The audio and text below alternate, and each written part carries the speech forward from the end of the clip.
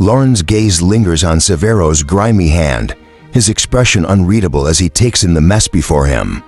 His worn, fingerless glove is smeared with mashed potatoes, remnants of an unceremonious meal clinging to the fabric. A thick layer of rich brown gravy oozes over it, completing the chaotic sight. Severo's wide, mischievous grin falters, the usual spark in his eyes dimming as he realizes the awkwardness of the moment. With an embarrassed chuckle, he hastily pulls his hand back, wiping it against his tattered sleeve. I shift my attention back to the orange, its vibrant hue a stark contrast to the scene unfolding before me. Get rid of it. Toss it into the void before it causes trouble. He appears uncertain, his movements tentative, as if grappling with an unspoken dilemma. He rocks back and forth on the balls of his feet, a restless energy coursing through him. Unless, of course, you have a more brilliant alternative in mind. He scratches his head looking worriedly, with all the gold faces staring at him. The Decans watch the exchange furtively, out with its several box, sure well. I could put it out the lock dominoes, or I could find the scanners and the radiated material, if they weren't that rude. We got some clever nuts and bolts here, could find them out, and I could put them all in a long-range scout. No problem way too nice. To let Plenty's hands go back in the wrong direction. Yeah. What is your name and world? I ask Dominus. He blinks heavily. Sithers my name Luna. 3 girls. Wife works in the Center for Automotive Development, so I cut him off. Do this right and we'll bring them to Mars and put them up on the Citadel staff. Sither, you have 10 minutes. Yes, sir. He wields to his men excitedly. I lead Mustang and my coterie to the lift.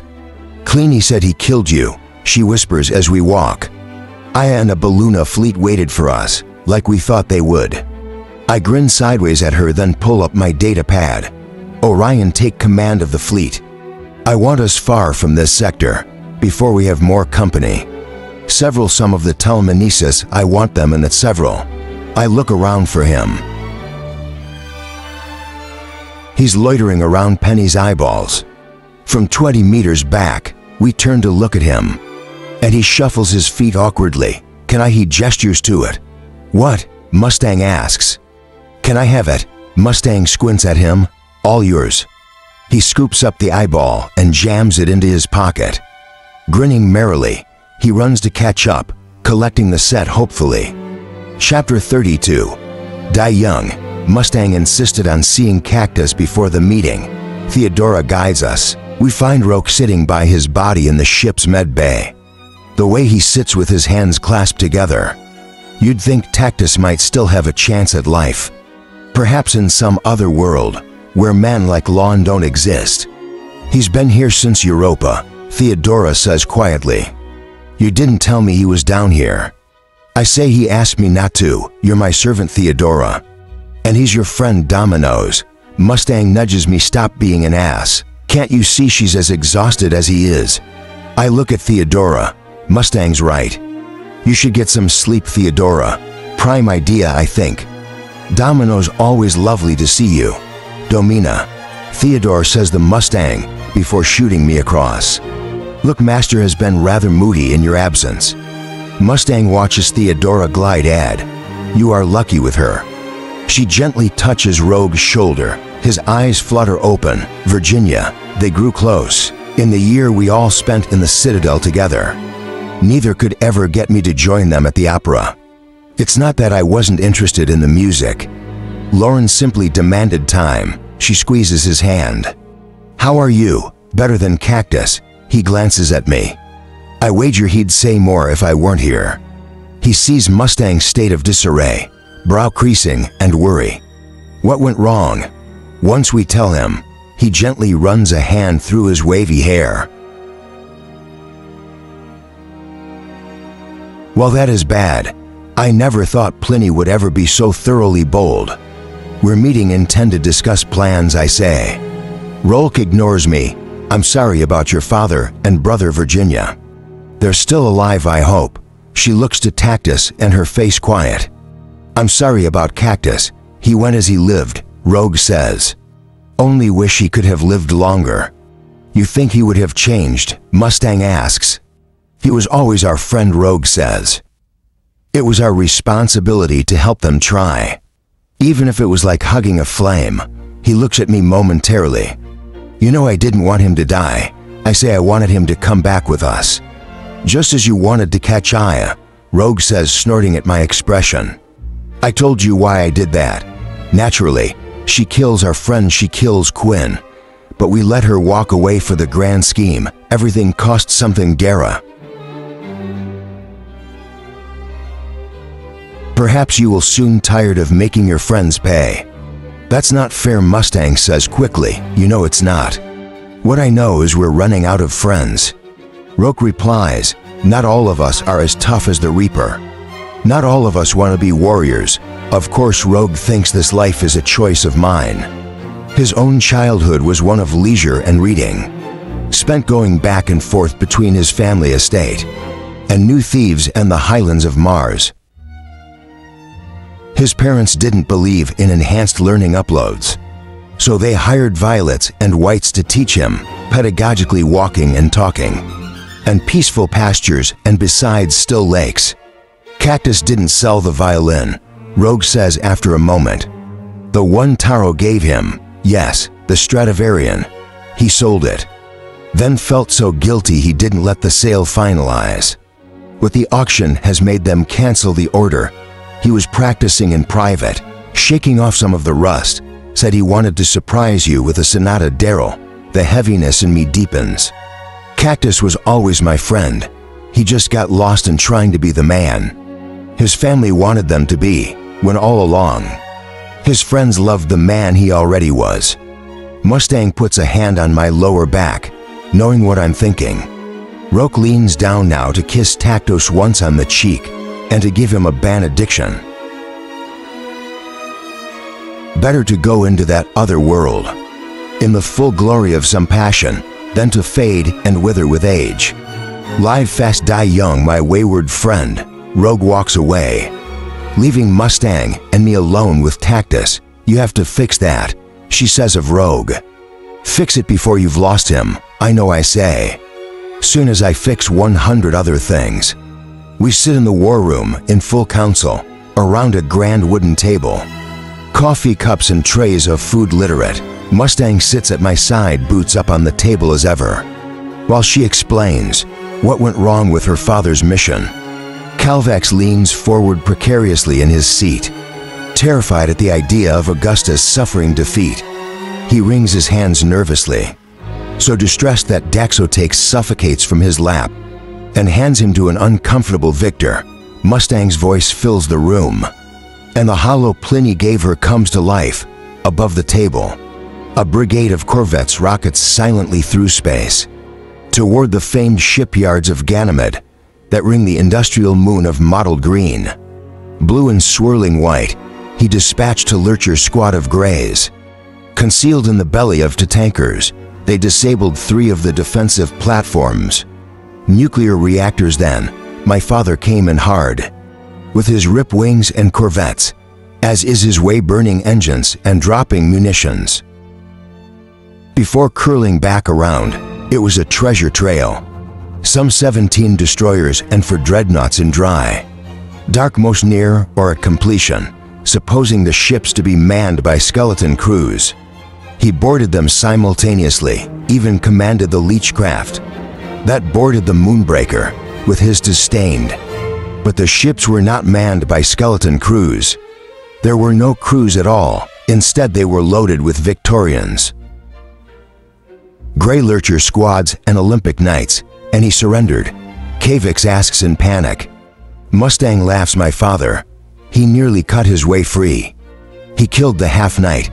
Then he ran into some of our old friends. The hollow shows Augustus flowing through 12 grays. Like a man wading through stalks of high, dry grass, his razor sings and shrieks, sparking against the walls, sliding through men and armor, till he meets another man in armor.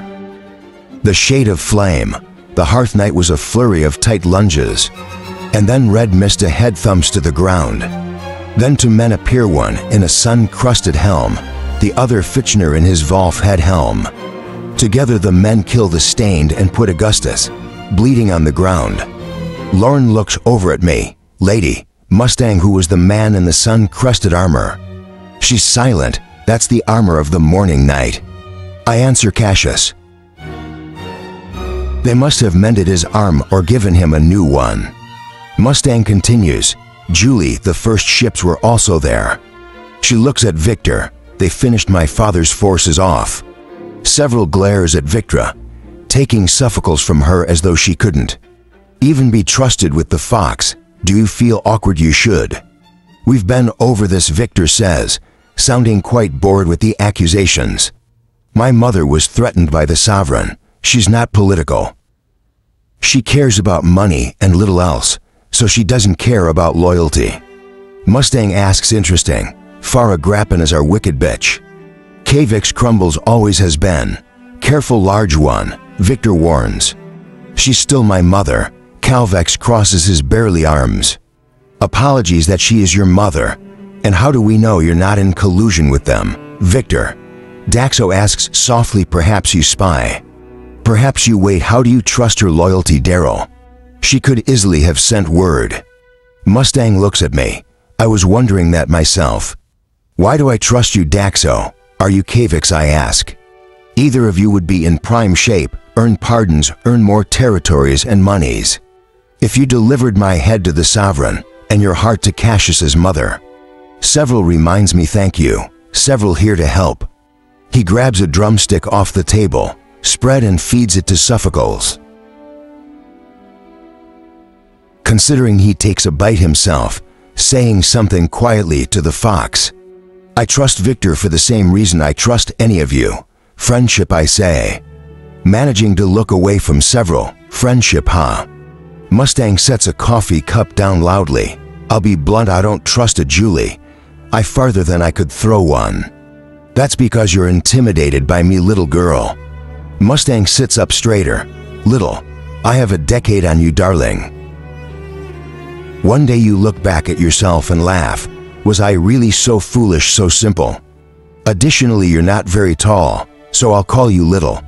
I don't catfight, Mustang says coldly. I don't trust you because I don't know you. All I know is, your mother's reputation is not a political. She's a schemer, a briber.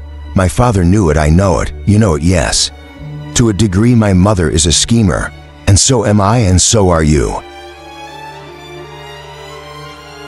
But if there's one thing I am not, it is a liar. I've never told a lie, and I never will. Unlike some people, the arch of eyebrows makes it quite clear what she means. Bad apples spawn bad seeds. Darrow ducks are warned. Put your feelings aside on this one. She was raised by a dangerous woman. There's no need to mistreat her. But we can't have her in this council. I would encourage you to place her in quarters till this is over. Yes. Cavax raps the table with his knotted knuckles. Agreed, bad seeds. I can't believe you lured me into this mess. Daryl Lawn mutters. He looks out of place here. Too old to gray to be party to squabbling. Can't even trust your own counsel. Grumpy, low blood sugar perhaps. Several tosses him the half nor the drumstick. Lorne lets it flop against the table. Unimpressed by the display. Where would hear your wisdom? Marcus Kavik says respectfully. I would listen to your counselors, though Lon pops his knotted fingers.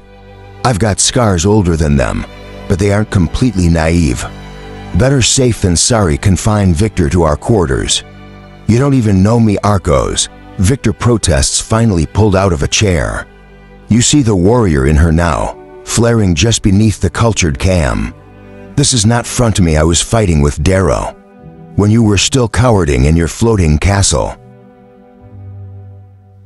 Pretending it's at 12 time does not prove one's loyalty. Lauren scoffs and runs a finger along a scar on his forearm. Scars, you took those fighting for the sovereign. You were her sword. How much blood did you draw for her? How many men did you watch burn at the side of the Ash Lord? Do not speak of Raya to me, girl. Victra's teeth glimmer in a cruel smile, so there is a rage. Night beneath the wrinkles and moth-bitten rags. Lauren surveys her, seeing the wrathfulness of youth in her. And he looks to me as if to wonder just what sort of man brings golds. Like Cactus and Victor to his side, does he even know me? His eyes ask. No, he's realizing, of course not. Honor in the first, honor in the last. Those are my family words. Where's you young lady? Well, the name Julie, I does not exactly lift one to no blood. Purpose does it, you're just traitors. My name has nothing to do with who I am. Snakes, big ass snakes. Lauren replies, not even looking at her. Now your mother was a snake. She begats you ago, you are a snake. And what do snakes do, my dear? They slither, they wait. Cold-blooded, cruel in the grass, and then they bite. We could ransom her, Severus says. Threaten to kill her unless Agrippina joins us. Or at least stops pissing all over our plans. You're a sinister little shit. Aren't you? Victor asks. I'm gold, bitch, what do you expect? Warm milk and cookies just because I'm pocket-sized. Roke clears his throat, drawing eyes. It seems we are being unfair, hypocritical, even observes. All here know my family is full of politicians. Some of you might even think I come from noble blood and noble seed. But we Fabio are a dishonest breed. Mother's a senator, who lines her pockets with agricultural funds and low-color medical subsidies so she can live in more homes than her mother did. My paternal grandfather poisoned his own nephew over a violet starlet at quarter his age, who ended up stabbing him and blinding herself when she discovered he killed the nephew, her lover. But that's nothing next to my great-uncle, who fed servants to lampreys because he read. Emperor Tiberius pioneered the strange passion, yet here I am, spawn of all that sin, and I wager no one here questions my loyalty. Why then do we doubt Victorious?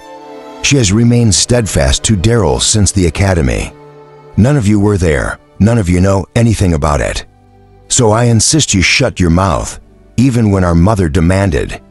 She abandoned Darrow and Augustus, she stayed. Even when the Victorians came to kill us on Luna, she stayed. Now she's here when we are little more than a ragtag coalition of bandits. And you question her, you disgust me, it makes me sad to be among you bickerers. So if another man or woman questions her loyalty, I will lose faith in this fellowship and I will leave.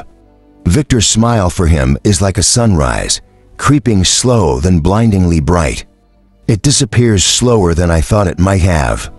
The warmth and her surprises Roke as well. And his fair cheeks are quick to flush.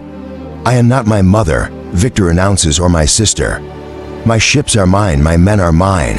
Her wide-set eyes are cool, almost sleepy, but they flash as she leans forward. Now trust me, and you will find reward. But all that matters is what Darrow thinks. All eyes turn to me and my silence. In truth, I was not thinking about Victor. What about Cactus? And wondering how easily he could tell that I kept him at arm's length when I showed him love at first, and he rejected the violin. I grew embarrassed and hurt, so I pulled back. Better, if I'd been true to how I felt and stayed the course, his walls would have broken. He never would have left. He could still be here, and not make the same mistake again. Least of all to Victor, I reached out to her in the hall, and I will do so in this company. Chance made us gold, I say. We could have been born any other color. Chance put us in our families, but we choose our friends. Victor chose me, I chose her, like I chose all of you. And if we cannot trust our friends, I look to Robe plaintively, seeking absolution in his eyes. Then what's the point in breathing? I look back to Victor, her eyes say 1,000 things, and the jackal's words come back to me. As he laid burned on his bed from the bomb, Victor loves me. Could it really be so simple? She does all these things, not for the Yuli way of gain and profit, but for that simple human emotion. I wonder, could I ever love her? No, no, in another world. Mustang would never be a warrior, would never be cruel. In any world, Victor would always be this, always a warrior like Yo really, always too wild and full of fire to find peace in anything else. Mustang notices something passed between Victor and me. Then it's settled, Mustang says. Back to the matter of hand. Clinny waits now with the main fleet there. He has brought all of my father's bannermen to compose a document of formal surrender to the sovereign and a restructuring of Mars. The deal, as far as I understand it, will make him the head of his own house. He, along with the Yuli and the Bellona, will be the powers on Mars once the peace is agreed upon. It will be sealed with the execution of my father. In the courtyard of a settle in Nigeria, Mustang looks around the table, letting gravity build behind her words. If we do not rescue my father, this war is done. The Moon Lords will not come to our aid. In fact, they will send ships against us. The Spasians' forces from Neptune will turn around. We will be alone against the entire society, and we will die. Good, that makes things simple. I say we take back our fleet, then we take back Mars. Any ideas? Chapter 33, A Dance. I sleep with a dream of the past. My hand curled in the tendrils of her hair. About us the veil lay quiet in slumber. Even the children did not yet stir. The birds rested on knotted limbs in the pinewood nearby, and heard nothing but her breath and the crackling of the old fire. The bed smelled of her, no scent of flowers or perfume. Just the earthy musk of her skin, of the oils in her hair around my hands, of her hot breath as it warmed my cheek. Her hair was off our planet. It was wild like mine, dirty like mine, red like mine. A bird outside croons loudly, incessantly, louder, louder, and I wake and hear someone at my door. Kicking aside sweaty sheets, I stood up on the edge of the mattress. Visual. A hollow appears of Mustang in the hall. I rise up instinctively to let her in. But when I reach the door, I pause. We have our plan. There's nothing left to discuss at this hour, nothing from which any good would come. I watch her on the hollow, shifting foot to foot, something in her hands. If I let her in, it'll just cost us both in the end. I've already hurt Rogue, already killed Quinn and tucked us in packs. Bringing her close now would be selfish, the very best. She survives this war and she learns the truth about me. I back away from the door. Darrow, stop being an ass and let me in. My hands choose those for me. Her hair is wet and loose. Her uniform replaced by a black kimono. Her fragile, she seems next to Ragnar. Who lurks in the hall? Told you, she says to Ragnar. To me she says, you'd be awake, Ragnar. He was being stubborn, said you needed to sleep. And he wouldn't take the food I brought him. Do you need something? I ask more coldly than I intended. Her feet make a show of shuffling nervously. I'm afraid of the dark. She pushes past me. Ragnar watches this, eyes giving nothing away. I told you to go to bed, Ragnar. He does not move. Ragnar, if I'm not safe here, I'm not safe anywhere. Go to bed. I sleep with my eyes open. Dominoes. Really? Yes. Well, do it in your bunk, stained. That's an order, I say, hating the master's words. As soon as they come from my mouth, reluctantly, he nods his head and slips silently down the hall. I watch him go as the door hisses closed. I turn to find Mustang inspecting my suite. It's more wood and stone than metal. The walls carved and worked with woodland scenes. Strange the efforts these people go to in order to make themselves feel part of history and not a piece of the future. Severa must be pissed. He's not the only one looking behind you anymore. Severa has grown up a bit since you last saw him. He even sleeps in beds. She laughs at that. Well, Ragnar was so adamant I go away that I thought you might have company. You know I don't use pinks, it's big.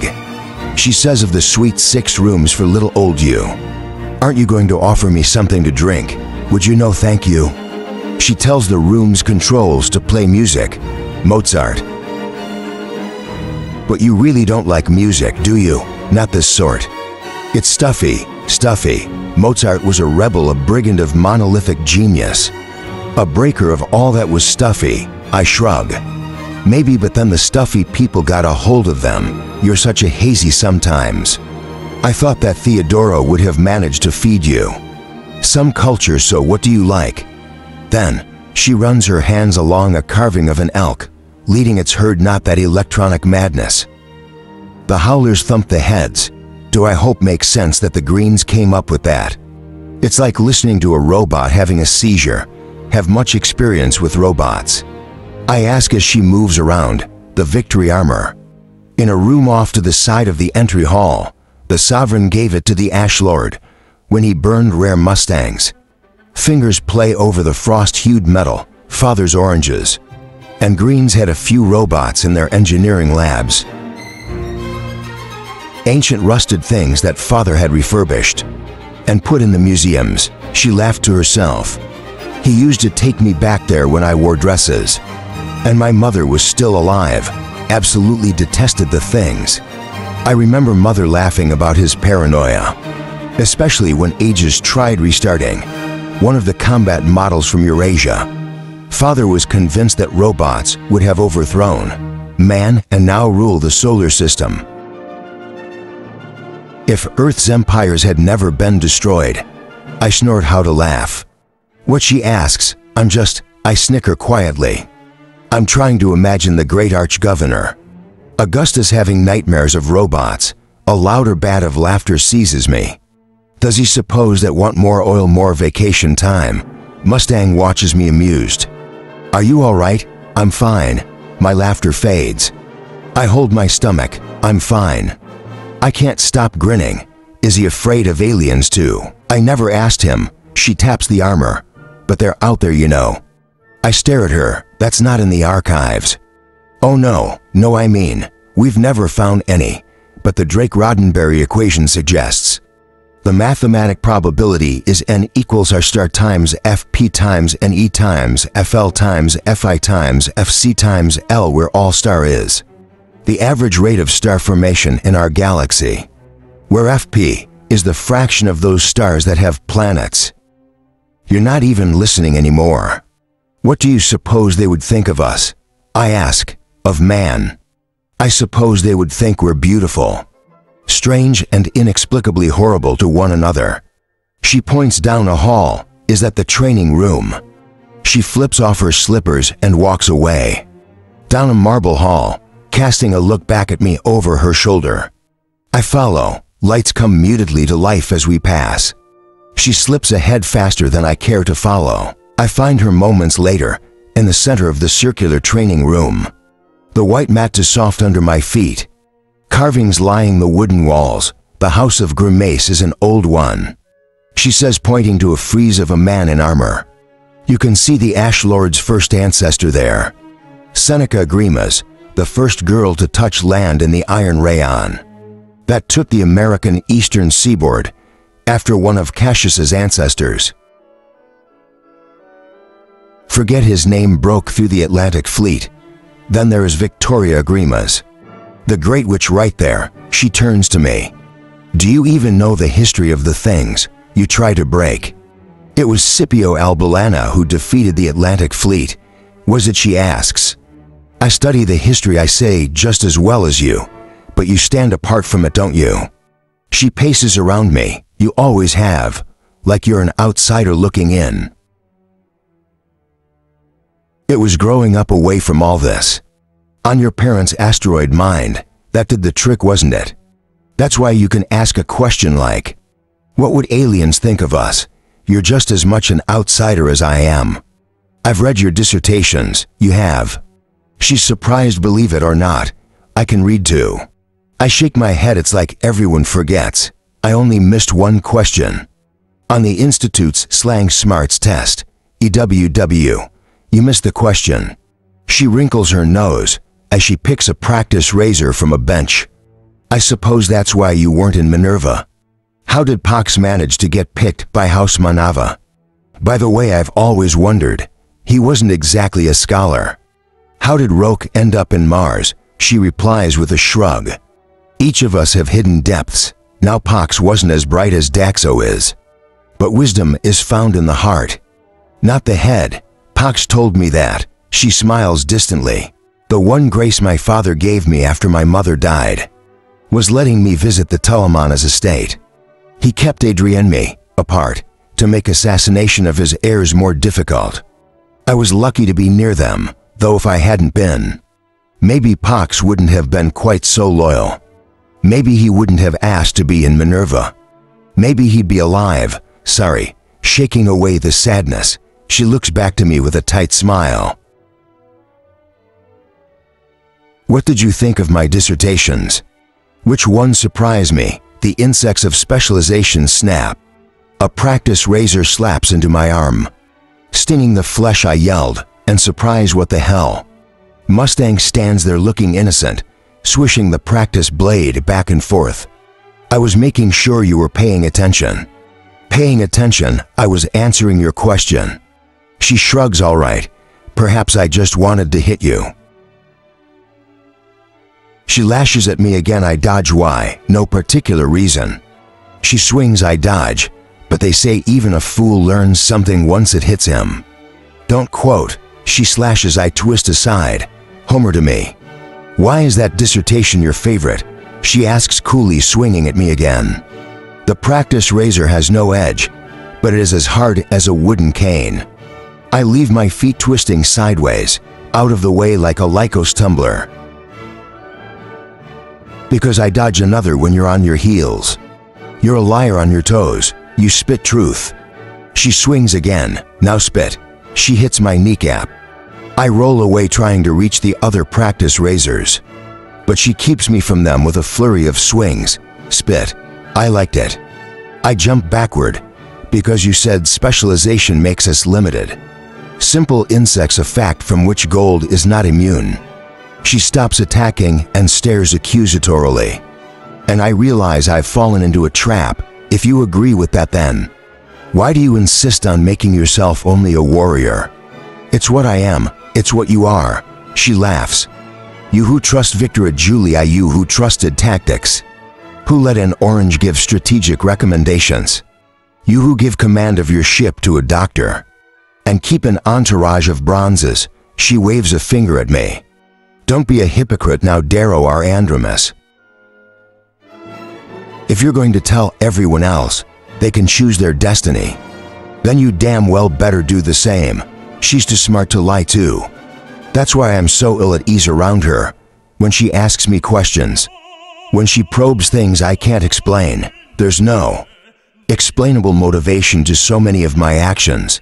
If I am really an Andromedist who grew up in my gold parents' asteroid mining colony, my history is hollow to her, my drive confusing. If I was born a gold, this must all look like ambition, like bloodlust, and without EO it would be. That look, Mustang says, taking a step back from me. Where do you go when you look at me like that? The color slips from her face, retreating into her as a smile slackens. Is it Victor? Victor. I almost laugh. No. Then her, the girl you lost. I say nothing. She's never a pride. She's never asked about ear. Not when we shared time together after the Institute. When I was a rising lancer. Not when we rode horses at our family's estate. A walk through the gardens. A dove in the coral reefs. I thought you must have forgotten. I whispered the name of another girl as I lay with her in the Institute's nose. How stupid of me. How could she forget? I couldn't not linger there inside her, forcing her to wonder as she lay with her head on my chest, listening to my heartbeat. If it didn't belong to another girl, a dead girl. Silence isn't the answer right now, Darrow. After a moment she leaves me alone in the room, scents from her feet fade.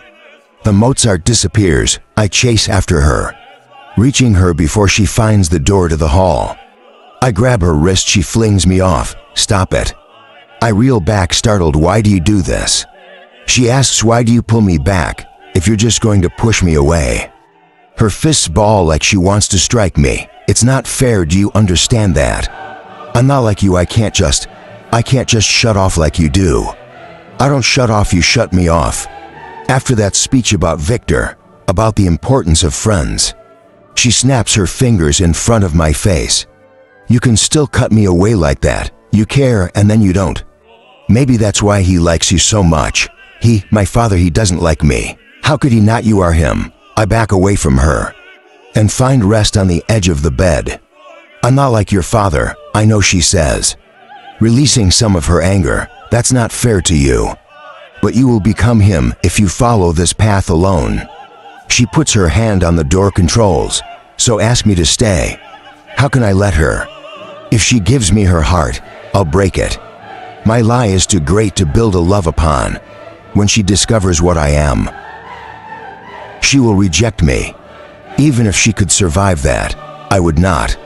I look at my hands as if the answer is there. Tara asked me to stay. When I look up, she is gone. Chapter 34. Blood Brothers. Lawn scouts capture the canal vessel as it brings food. Stuff to Pliny's fleet gathered around Hilda Station, a star-shaped hub of trade and communications. On the fringes of the asteroid belt, between the orbits of Mars and Jupiter, for 15 hours I hide with Roque Victra, Severo Vahalis, the Telemenesis Lawn Mustang, and Ragnar. Among boxes and crates of vacuum-sealed proto-fiber mules, Ragnar crushed the first box he sat on, sending meals scattering everywhere before he left the humid cargo bay for the Sub-Zero freezer unit. Several cuts open a half-dozen of the meals and nibbles. Throughout the journey, sharing with the Telemenesis and us Hallows. While Rogue sits speaking with Victor in the corner, Mustang leans against Daxo, sharing stories with Kavix about Pox. She avoids my gaze. I tried apologizing before we boarded the ship, but she cut me off fast like nothing to apologize about. We're adults, let's not sulk and pickle like children. Those things to be done, the words grow colder. As I roll them over and over again through my mind, Lord nudges me with his boot. Try to be less obvious, boy, you're staring. It's complicated love and war. Same coin, different sides. I'm too wrinkled for either. Maybe war will breathe some life into her old bones. Well, I tried love last month. He leans closer. Didn't work like I'd used to do. Honest loan. I can't help but laugh. He grunts and adjusts himself on the boxes, groaning audibly as something pops in his back. So that's the reason for all this, helping poor old man Lone get his fix of war. His anger is not yet dissipated, nor do I expect it to. Let me return the favor to you. The key today will be tact. The preachers, legates and bannermen you attempt to woo are not fools, and they do not suffer fools. Pliny has given them valid argument. He's aligned their interest with his. You must counter with the same. Plenty is a leech. I say a liar as much as you're an honest man, and that makes him dangerous. Liars make the best promises. Lorne plays with his griffin ring, no doubt thinking of the beast and of the grandchildren. On his ships and the fleet, he brought his whole household off Europa. 3 million men and women of all colors. I could not leave them. He told me when I noted the size of his fleet, as we left that water moon, Octavia would come and burn the home while we're away. So they left their floating cities and set to the stars. The civilians will separate from my fleet soon, hiding in the infinite black space between the planets. His 3 surviving daughters-in-law will guide them, and Flenny has the power of the sovereign behind him. Lon continues, it will be difficult to dissuade them. Speaking of the sovereign, I noticed that you have something of hers. The pack's no smaller, though not much smaller. The stain that was here, Ragnar, if that's its name. Lauren says his name. I say he was meant to be a gift for the Yuli, for betraying Augustus. Saw it in the Citadel's arena once, scary as some of the creatures that hide in Europa seas. He might be an obsidian, but he's still a man. Biologically maybe, but he's bred for one thing, don't forget that. You treat your own servants kindly. I expect you to treat mine the same. By treat people kindly, pinks. Browns, reds are people. Your Ragnar is a weapon. He chose me, tools don't choose. have it your way. But know the consequences. Lorne shrugs and mutters something further under his breath. Say what you want to say, you will fall to ruin because you believe that. Exceptions to the rule make new rules. That an evil man can shed the trappings of wickedness just because you want them to. Men do not change, that is why I killed the Wrath Boy. Learn the lesson now so you don't have to learn it. With a knife in your back later, the colors exist for a reason. Reputations exist for a reason. For the first time, he seems small and old to me.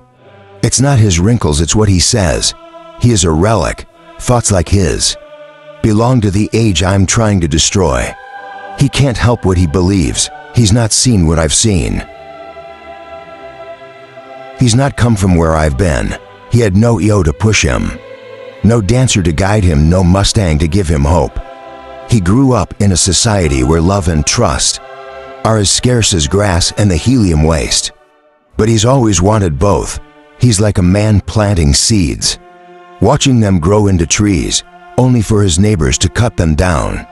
It'll be different this time, and if all goes well, I will give him back a grandson. You taught me once, Lon. I'm a better man for it, but now it's my turn to teach you. Men can change. Sometimes they have to fall. Sometimes they have to leap. I pat his knee and gain my feet. Before you die, you realize it was a mistake to kill Cactus, because you never gave him the chance to believe he was a good man. I find Ragnar lying on the ground in the freezer unit. At home in the bitter chill, his shirt is off, so I see the frightening angles of his tattooed body. Rooms everywhere, protection over his back, malice over hands, mother over his throat, father over his feet, sister behind his ears. The mysterious skull marks have stained upon his face. Ragnar, I say, sitting not much for company. Are you? He shakes his head. The white ponytail curls on the floor. Eyes like stains of pitch stare at me, measuring second eyes. Tattoos on the backs of his eyelids are strange pupils, like those of a dragon or a snake, so that when he blinks, his animal soul sees into the world around. I sit watching him, wondering how to say what I want to say. Obsidians are the most alien of the colors. By offering me stains, you are bound to me. What does that mean to you? It means I obey unconditionally. He does not answer. If I asked you to kill your sister or your brother, are you asking me this? It is hypothetical. He does not understand the notion when I explain it. Why plan?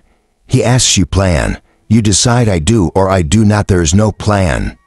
He considers his next words carefully. Mortals who plan die 1,000 times. We who obey die but once. What is it that you want? I ask. He doesn't stir. I'm speaking to you, stained what? He chuckles. What is what? The duration in his voice. Comey's from a deeper place than our godless realm. He's alien here because we grow his kind. And worlds of ice and monsters and ancient gods, we get what we pay for. You name it, so you think I know it. What? Don't play games with me. And I won't play games with you, Ragnar. Wait a moment longer. Must I repeat myself? Gold plans, gold wants. He rumbles slowly. Time between each sentence. Wanting is your heartbeat. We of the All-Mother do not want. We obey, on your knees. And he says nothing and replies, so I continue.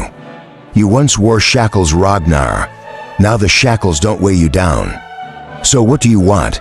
He doesn't respond. Is it petulance? Surely you want something. You struck off the shackles of others and seek to bind me with the shackles. Like your own, your wants, your dreams I do not want. He says it again, I do not dream. I am stained. Destined by All-Mother Death to deliver her promise. This face shows me nothing, but I feel petulance in the man. Did you not know? I examine him wearily. You make yourself look dumber than you really are. Good. He sits up swiftly before I even have time to move back. Bloody damn. He's fast. He takes out a knife and very quickly cuts his palm. When I offered stains, I bound myself to you forever till nothing. I know this is their way, and I know what horrors he went through to gain the title of stained. He's not a man of half oaths or half measures. To be an obsidian is to know misery. To be a stained is to be misery. And it is to angle themselves one way in life. To serve their golden guards like myself, if they are so lucky. We take their strong, we leave their weak. We send violets with tech to make lightning shows on hillsides. We sow famine, then descend with food. We send plagues, then bless them with yellows. To heal their sick and cure their blind, we have carver seed monsters in their oceans, and griffins and dragons in their mountains, and when we are displeased, we destroy their cities with bombardments from orbit. We make ourselves their gods, and then we bring them into our world to serve our greedy aims. We want they obey. How could Ragnar ever be what I need them to be? What if I wanted you to be free?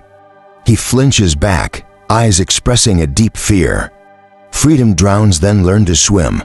I set a hand on his massive shoulder. Muscles like rocks beneath his skin. One brother to the other, we are not brothers sunborn. He says, his voice wavering, you are master. Do you not understand? I obey you command. I tell him he chose me for his master. I did not take him as he thinks, and it was he not I. Who commanded the assault team that took Kellen Alballona's ship? He did that. There was no goal to guide him. No goals to make him a leader, but that alone is not enough. What would Io say to him? What would Dancer say? Our color is the same, I tell him. He doesn't understand, so I cut my finger. Red blood comes out, and I smear this on the black sigils that mark his color on his hands. Then I take his blood and smear it over the gold on the back of my hands. Brothers, all water, all flesh, all made from and bound for the dirt. I do not understand, he says fearfully, actually scooting back and away from me, till I have cornered him like a little child. We are not the same, you are from the sun. I am not, I was born 6 inches from the dirt. Ragnar Valorous, I release you from my service. Whether you like it or not, I will not let you be bound. I will not let you be LED. You stay in this icebox till you're man enough to decide what you want. You shoot yourself in the head. You freeze yourself to death. Go ahead, but whatever you do, it'll be because you chose to do it. Perhaps you'll choose to follow me. Perhaps you'll choose to kill me. Whatever it is you decide, you must decide for yourself. He stares at me, eyes wide with terror. Why? He rumbles. Why do you shame me? In all of the worlds, no man would reject the stained. I choose to offer myself, and you spit on me. What have I done? When you offer yourself, you offer your brothers and sisters, and people into slavery as well. You do not know, Ragnar seeds we live to serve. If we do not, gold will end us. We will be no more. I have seen fire rain from the sky. Centuries ago, in the dark revolt, the gulls killed more than 9/10 of his color. Exterminated them, like culling a population of predators. That is the only history they know, the one we give them, fear.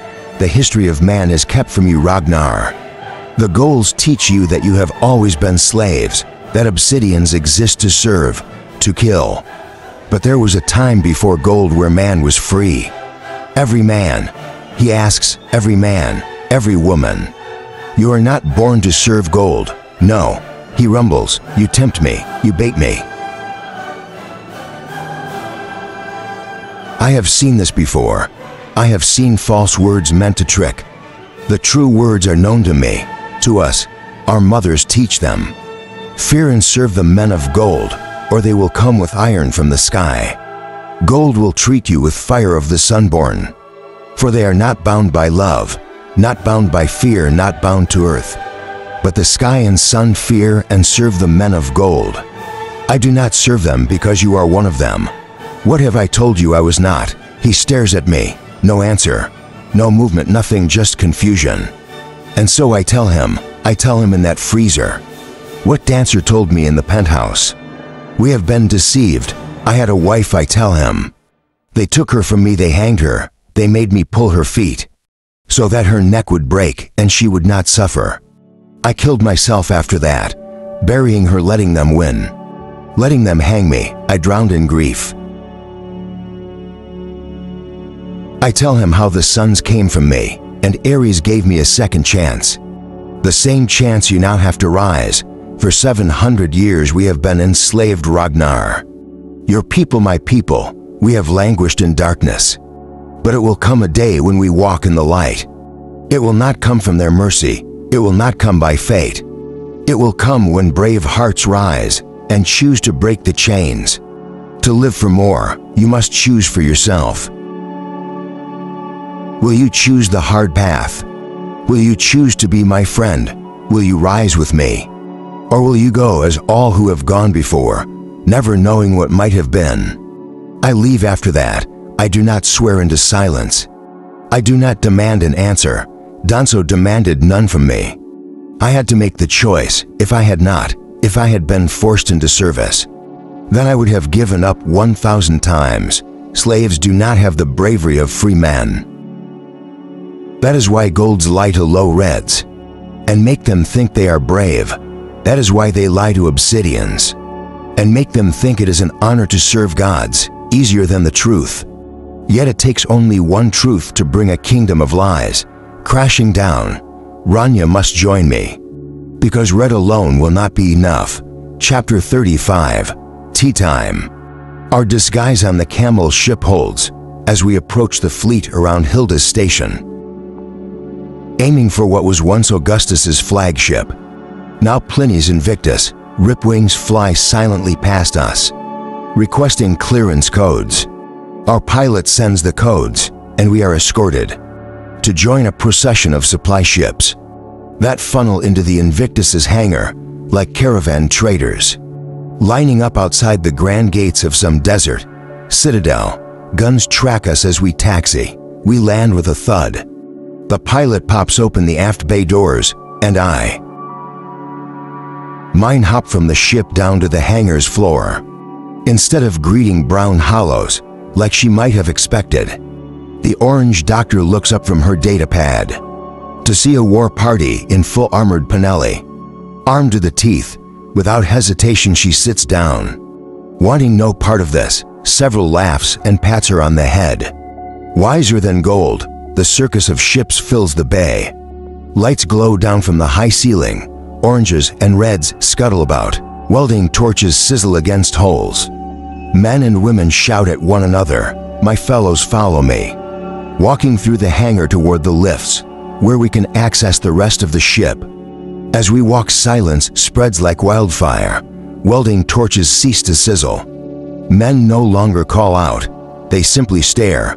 I stalk forward in the front with Lon. Mustang and Calvax out Telemanus flank us. Roke follows with several, and Daxa Victor comes next with the Howlers, and then behind them, all like some sort of pale giant shepherd, comes Ragnar. He chose to join us from the freezer. We exchange a look, and in one nod, I know I have a new general for the rebellion. I swell with confidence. Not a soul protests our movement, though by our attire. They know we do not come for peaceful talks. My armor is black, carved with roaring lions. A thin pulse shield flickers over it. On my left arm, my aegis activates its opaque blue surface. Drinking in the light, my white razor slithers on my arm. Our boots make the sound of hail on the metal decks. A dispatch pebble to have our green squads crash. The ship's communication system, a copper, sees us and makes a deal of playing with his datapad. Ragnar slips up to him, touches his shoulder. Hard enough to push the man to his knees. No. We enter the lift and the guts of the ship. Without a shot being fired, we take the lift to the deck. One above the command level, the lift doors open, bringing us face to face with a squad of gray Marines. Captain, you're to accompany Virginia out. Augustus to the engineering bay, I say to the gray. His eyes appreciate the gravity of the situation. After barely hesitation, he salutes. His confused men fall in behind Mustang. On the Telemanesis, as they head off at a trot, the ship alarm begins to wail. The The howlers go to the engines and life support systems. As my own force continues 3 decks up, heading not for the command deck, where Pliny will be hosting his new allies, but for the brig, Roque Victor. Lauren Severo and Ragnar slip in through the doors, subduing the guards before I even enter. The prisoners, some 40 peerless Augustus loyalists, are imprisoned in small Euroglass cells, several walks past each, freeing the men and women inside with a data key. As he goes, "Thank the Reaper," he says to each, repeating it 4 times to a tiring old, peerless woman, till she finally realizes she's not getting out, till she plays his little game. They each roll their eyes and say thank you. What a good, abnormally tall and decrepit peerless you are. Excellent, several says, and lets the woman out. Lauren, I found a possible bedmate. He pauses before he comes before the jackal's glass cage. What do I spy with my little eye? Several happily crows wait. I have to again. Let me out, the jackal replies flatly. I'm not playing your game, goblin. Thank the Reaper, and the name is several, you know that. The jackal rolls his eyes. Thank you, Reaper. Bow like a good servant. No, just let him out. Lauren grumbles. He has to play my game, several says. Shithead isn't getting out till he plays nice. I'll give him a riddle instead. What do I have in my pocket? I grow tired of the game, so behind his back, I point to my eye, an eyeball. The jackal says, Corey. Damn it, who told you, rogue? Takes the key from several's hand and scans it over the cell's console. The jackal joins us. Grow up, several, rogue matters. The hell is your problem, several asks. We need to take our time anyway. Can't let me have a little bit of fun. We take our time so Plenty can fear our actions. He must suspect the loyalty of most of the crew, but no doubt he has a contingent of bought and paid for soldiers on board, mercenaries. Most likely he'll hide behind them like a shield. Where's your father? I asked the jackal. I don't know, he says. I don't believe he's on the ship. My sister make it to you safely. She found us good, he says, turning quickly to acknowledge Lon. A pleasure, archers. My father forbade me from reading your exploits. As a child still I managed. Tales of old Stoneside kept me up late into the night, as did your performance at the Institute. Lauren replies with a small smile. For me, I was afraid to close my eyes. After seeing your campaign, the jackal chuckles. Seems your mission was a success on Europa Dare. They sprang the trap as we hoped and Azure escaped. Then let's go fix this problem and get on with our war. Roque looks back and forth between us, perhaps noting the familiarity with which we speak. Yet another thing I never told him. The gulf grows. We meet Mustang in the low-color gallery during lunch hours. Hundreds of orange deckhands and electricians mingle with the red factory workers and brown janitors, the bows of conversation, and the clatter of plastic trays on metal tables. Falters as soon as Ragnar enters the galley. Dead silence except for an overexcited brown janitor, who screams at the top of his lungs. His comrades quickly cover his mouth. Ragnar walks to the center of the room and moves one of the tables, without waiting for the low colors to get up. Pulling it free of its metal bolts, he drags it screeching across the metal floor. Low colors still sitting on the attached benches. They stay motionless, eyes huge and terrified and utterly confused. At the sight of my cardry of 50 goals, the Talmanesis follow Ragnar, carrying between father and son a circular metal device, 1 meter thick, 2 meters in diameter. The purpose of their trip to the engineering bay. Their arms are covered by armor, but the veins of their necks bulge under its weight. Mustang guides them, looking at a data pad. Here, she says. They drop it where she points. The Greys follow, carrying a huge battery unit, which they set on top of a nearby table. Alice makes some noise. I say into my comm, pardon me, excuse me. Sorry, Pebble says, waving her pudgy little hands. She takes a cable from the battery unit and attaches it to the disc. There's a crackle as the ship's speakers activate Pliny. A voice calls sweetly. I look around for Several and see him at a terminal with two of the greens. Several Mustang a nice snap. He holds up a finger for us to wait. He's on the comm. One of the greens jabbers out sincerely. Just a sec, dear Pliny. Several sings. Overcome if your heart beats like a drum and your legs a little wet. It's cause the reapers come to collect a little debt. He sings this 3 times. Until Ragnar throws a table into the console. Sparks charade. Several looks up slowly at the table. Hanging over his head it missed by inches. He wheels around. What the gory piss and shit is your damage, you overreacting mountain troll? Rhyming Ragnar makes an uncomfortable groaning sound. You found him, Mustang mutters as we share a look. Which one, I ask, as Several curses to the stained out in every compound manner he knows. Adding the crux for good measure, you squawk like a chicken. Ragnar says in reply, he can't insult me. Several says August. He looks at me, control him. I wash my hands of it. If I may suggest continuing, Lauren says, right serious faces everyone. Helmets slide from armor to cover our skulls. I see thermal readings, power levels in the digital display. Prime it by Tell Mustang. She activates the Leechcraft thermal drill. It's meant to burrow through the outer hull of a ship and create a breach, large enough for a boarding party to pour through. So carving through the floor of a ship is nothing. And we're only 1 deck above the command rooms. 1 jump atop the drill. Momentum is everything to a hell diver.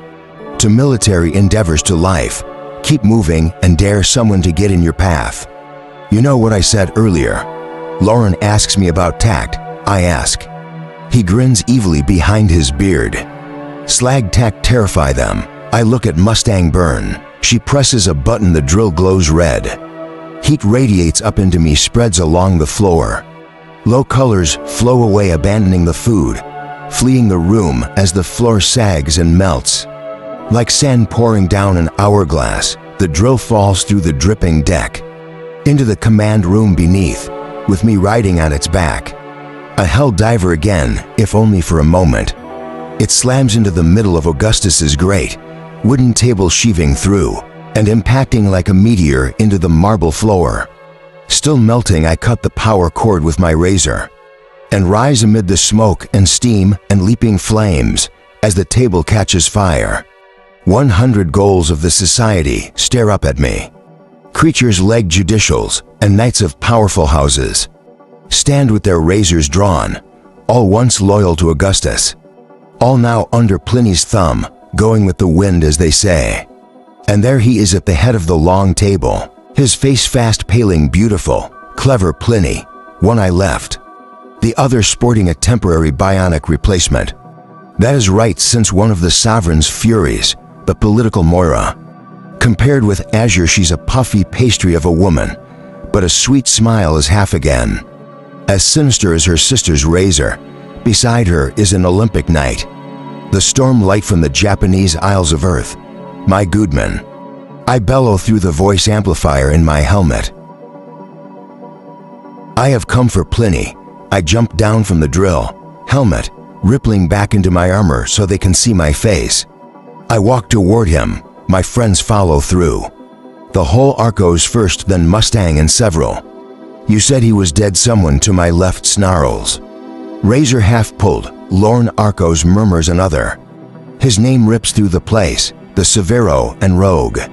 Secure the doors leading into the room, and Cavax Alvalamalos. Cavax booms wildly as he lands. Guest Pox had to learn it somewhere. The Reaper is not dead, Mustang says.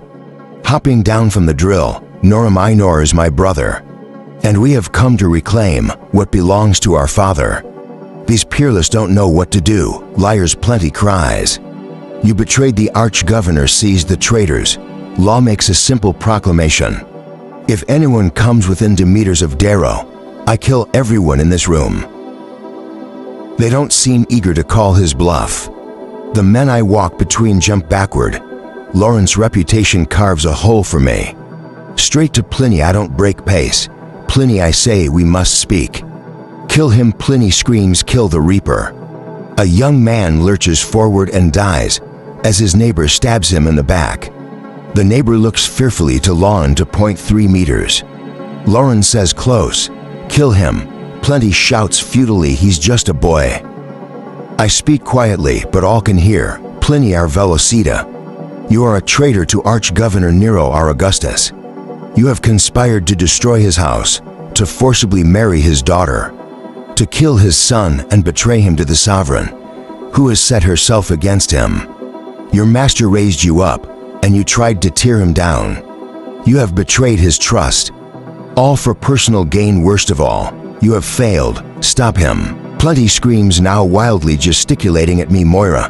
Moira whispers to the Storm Knight, and both step to the side. You're supposed to be dead. Pliny mutters, Argus said she would kill you on Europa, and who do you know that can kill me? I say that ridiculous gold, rage building in my voice, so that it might impress all these hungry souls. The jacket.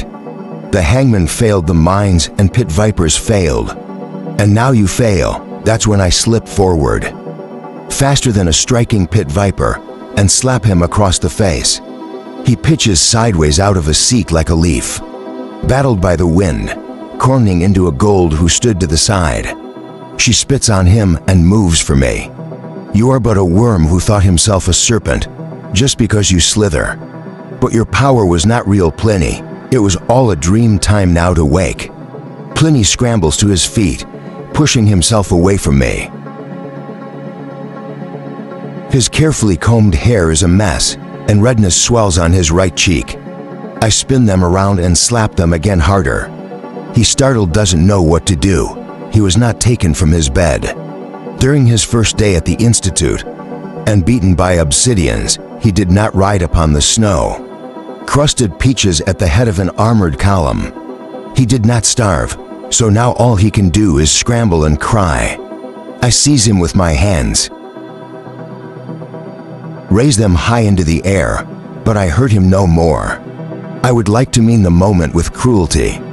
Like Carnus or Titus would, my condescension is my weapon. I set Pliny back in the Arch-Governor's chair.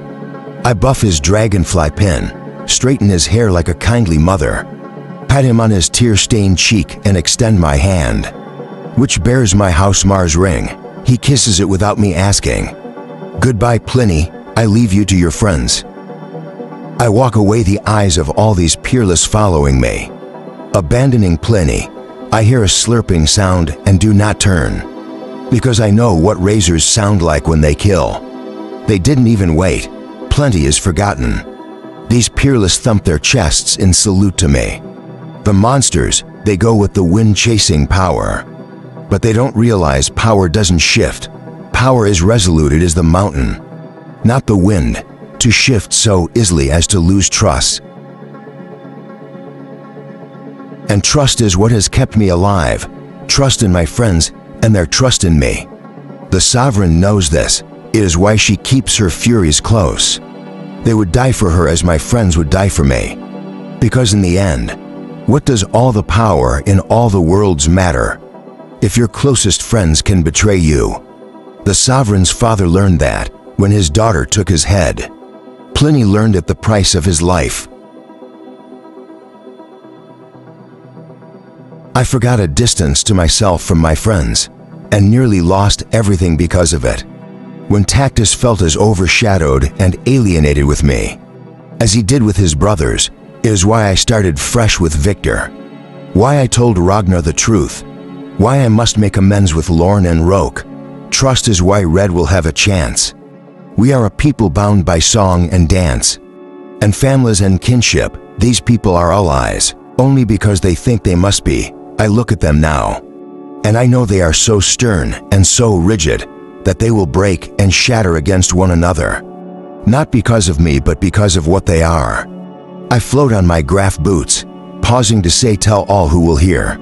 The Reaper sails to Mars, and he calls for an iron rain. Chapter 36, Lord of War. Power is the crown that eats the head. The Jackal said to me as we planned the invasion. He spoke in reference to Octavia. But the truth reaches further than that. These goals have had power for so long. Look how they act, look what they want. They jump at the chance for war. They come from near, from far, ships racing to join my armada. As they learn that I have called for an iron rain. The first in 20 years, I used the jackal to spread the news, along with footage of Pliny's 4. Many of them are second sons and daughters, who will not inherit their parents' estates, warmongers, jewelists, and glory-hungry, and each bring their attendants of greys and obsidians, the worlds of the society. Wait with bated breath to see what happens today. If we lose, the sovereign rules on. If we win complete civil war, no world can stand apart. Legions marshal within my ship, as my armada gathers around the dark moon of Phobos. I carry my razor curved as a sling blade. Crooked and cruel, it is my scepter. My iron house Mars ring tightens, as they flex my hand and stare through the viewports. The Pegasus bounces against my chest. I cannot see my enemy, Bologna, and much of the sovereign's local fleets, but they lie between me and my planet. The sovereign's ancient ash lord comes fast from the core to aid, with his scepter armada, but he is still a week away. He cannot help the Polona today. My blues watch me, and my generals of Victra a Juliae's personal fleet, who abandoned her mother's forces of House Arcos, of House Telemanos, and abandonment of Augustus. Mars is green and blue and packed with shielded cities, white caps marker poles. Blue oceans stretch along her equator, fields of grass, along with thick forests coat her surface. Clouds swirl about her, a cotton shift to hide her sparkling shielded cities, and there are guns. Great stations in the deserts around the cities, where ship-killing rail guns point to the sky. My thoughts dip below the surface of the plant. I wonder what my mother is doing now. Is she making breakfast? Do they know what comes? Will they even feel it when we do? My fingers don't tremble even on the brink of battle. My breath is even. I was born to a family of helldivers. I was born to a bloodline of dust and toil. Born to serve the gulls, I was born to this velocity. Yet I am terrified. Mickey carved me to be a god of war. But why do I feel like such a boy, standing in silly armor? Why do I want to be 5 years old again, before my father died, sharing the bed with Karen, listening to him talking asleep? I turn to the sea of gold faces. This race, what a beautiful monster. They carry all of humanity's strengths except one, empathy. They can change, I know that. Perhaps not now, perhaps not in for generations. But it begins today, the end of their golden age. Shatter the Balana, weaken gold. Drive the civil war to Luna itself. And destroy the sovereign, then Ares will rise. I don't want her to be here, I want to be home with her. With my child who never was, but can't be. I feel the tide inside me go out, bearing old wounds. This is for you, I tell her. For the world you should have lived in, and so I return to my part, feeding these wolves. In the fading days of autumn, I say, voice loud and bold. The Reds who mine the bedrock of Mars wear masks of happy ghouls, to celebrate the dead claimed by the red soil, to honor their memories and subdue their spirits. We Aurea took those masks and made them our own. We gave them the faces of legend and myth, to remind ourselves that there is no evil. No good, no gods, no demons, there is only man. There is only this world. Death comes for us all. But how will we shout into the wind? How will we be remembered? I pull off one of my gloves and cut my palm, very shallowly. I cleanse my fist till the blood coats my skin, and then press my hand to my face. Make your blood proud long after death claims you. There's the stump of feet, just one. Luna is the new earth. It rules us and makes us bow and scrape. Our sacrifice means its gain again. The weak hold back the strong. After today, when we take the 1,000 cities of Mars, our ranks will swell. The Galilean lords will swear for us. The governors of Saturn will bow to us. Neptune will come with our ships. and we will cut off the leech that is Octavia our loon, and make a tyrant king. It makes so much sense to them. I don't know how a tyrant for a tyrant. How do they find inspiration from this? Men always have, another stump, every moment. Today will be captured by the holocrons we've given you. Like it was at the Institute and when I took the packs. The Jackal's idea, each moment will be remembered. If you win glory, it will be spread among the HCS of every world. If you shame yourself or your family, it will not fade with your death. I look to Ragnar as though he were my headsman. Lorne rolls his eyes at the dramatic flair. We will remember, Stump, the cities are to be taken, the golds who will not been killed. The low colors protected, we will not collapse the mines. We will not rape her cities, and despoil her verdant grounds. We are to capture the bounty of Mars, we do not want to take her corpse. She is home to many of you, to harm only the pest that destroys her from within. And when the glory of the day is over, when you wipe the blood from your sword, and give the cloth to your sons and daughters, so they will remember, you are parted to one of the greatest battles. Since the fall of Earth, remember, you have made your own destiny. It was not given to you by the sovereign. It was not given to you by a governor. You took it like our ancestors took the worlds. We are the second conquerors. Now there's the roar. I hate how my body shivers at the idea of glory. There's something deep in man that hungers for this. But I think it weakness, not strength, to abandon decency for that strange, darker spirit. I look at the Jackal to the side of the bridge. He has little importance on this day. He has done his work, bringing all these men and women here. He has modeled communications and sound, false information, leading much of the sovereign's aid to the Bellona. Scattered chasing false rumors of elements of my fleet, sneaking off to attack Luna. Employ only my forces are all here. Quite the puppet master you play, the Jackal whispers to me as we wait for the whites to enter the bridge. Behind the waiting goals, several scoots closer to me, as if to remind the Jackal of his place. You made most of the strings. I never thanked you, I say quietly back to him. His plain face wrinkles with distaste. Must we become sentimental? You helped Mustang escape. That's why Pliny caught you. He never mentioned it, never boasted or used it as leverage. It was the simple act of a brother helping a sister. I shrug.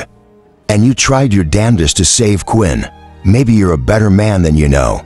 He laughs that barking laugh of his doubtful. But tomorrow a traitor will be king, and an empress shall be a traitor. So maybe wicked men can be virtuous. I look out of the viewport. Are your satellites ready for the virus? He nods. Migraines will shut down all communications as soon as you give the word.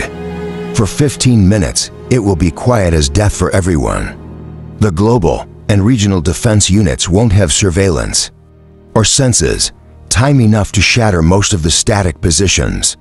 He looks at his feet as though suddenly self-conscious. Save my father if you can. Several shifts annoyed at our whispering. I will. I'd rather Augustus rot forever in a hole in the ground. But I need him once Mars is taken. Despite what I can do, I'm not a governor or a king. I need his legitimacy, as Theodora reminded me last night. Without it, I'm just an arm with a razor, and you're sure about a deer. He asks about the prize, otherwise it's reckless. 100% I reply, good, good. Prime luck then Reaper. He moves away,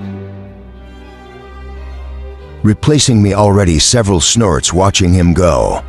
He's got one hand, you've got one eye, I have a type. The ceremonies continue. 200 girls bend their knees. As the whites walk through their ranks, I tried to think of a stupid solemn thing. All these men and women with a pompous silence, and their attention to tradition. But this is the history of mankind in the making, and there is an ability to the moment. Armor glimps against the artificial light. Ethereal whites wander through the ranks, virgin maidens barefoot and snow white. cloaks with daggers of iron and laurels of gold. Child whites carry the triangular golden standard, a scepter, a sword, and a scroll crowned with a laurel. I feel hands on my shoulders, I feel their weight, they say. This is the way the old conquerors went to battle, with virgins of white wounding them with iron. They touch our brows with the laurel, and cut our left palms with the iron, as they whisper softly in our ears, "My son, my daughter, now that you bleed, you shall know no fear. No defeat, only victory. Your cowardice seeps from you. Your rage burns bright. Rise, warrior of gold, and take with you your color's might." Then each warrior smears the handprint of blood across his face and across the top of his demon-faced helm. One by one we stand in silence. Each gold represents 10 legions. This is the storm that will fall on Mars in a torrent of metal. Millions of golds, grays, and obsidians. We do not fight a planet, we fight men and women. Cut off their heads and see their armies crumble.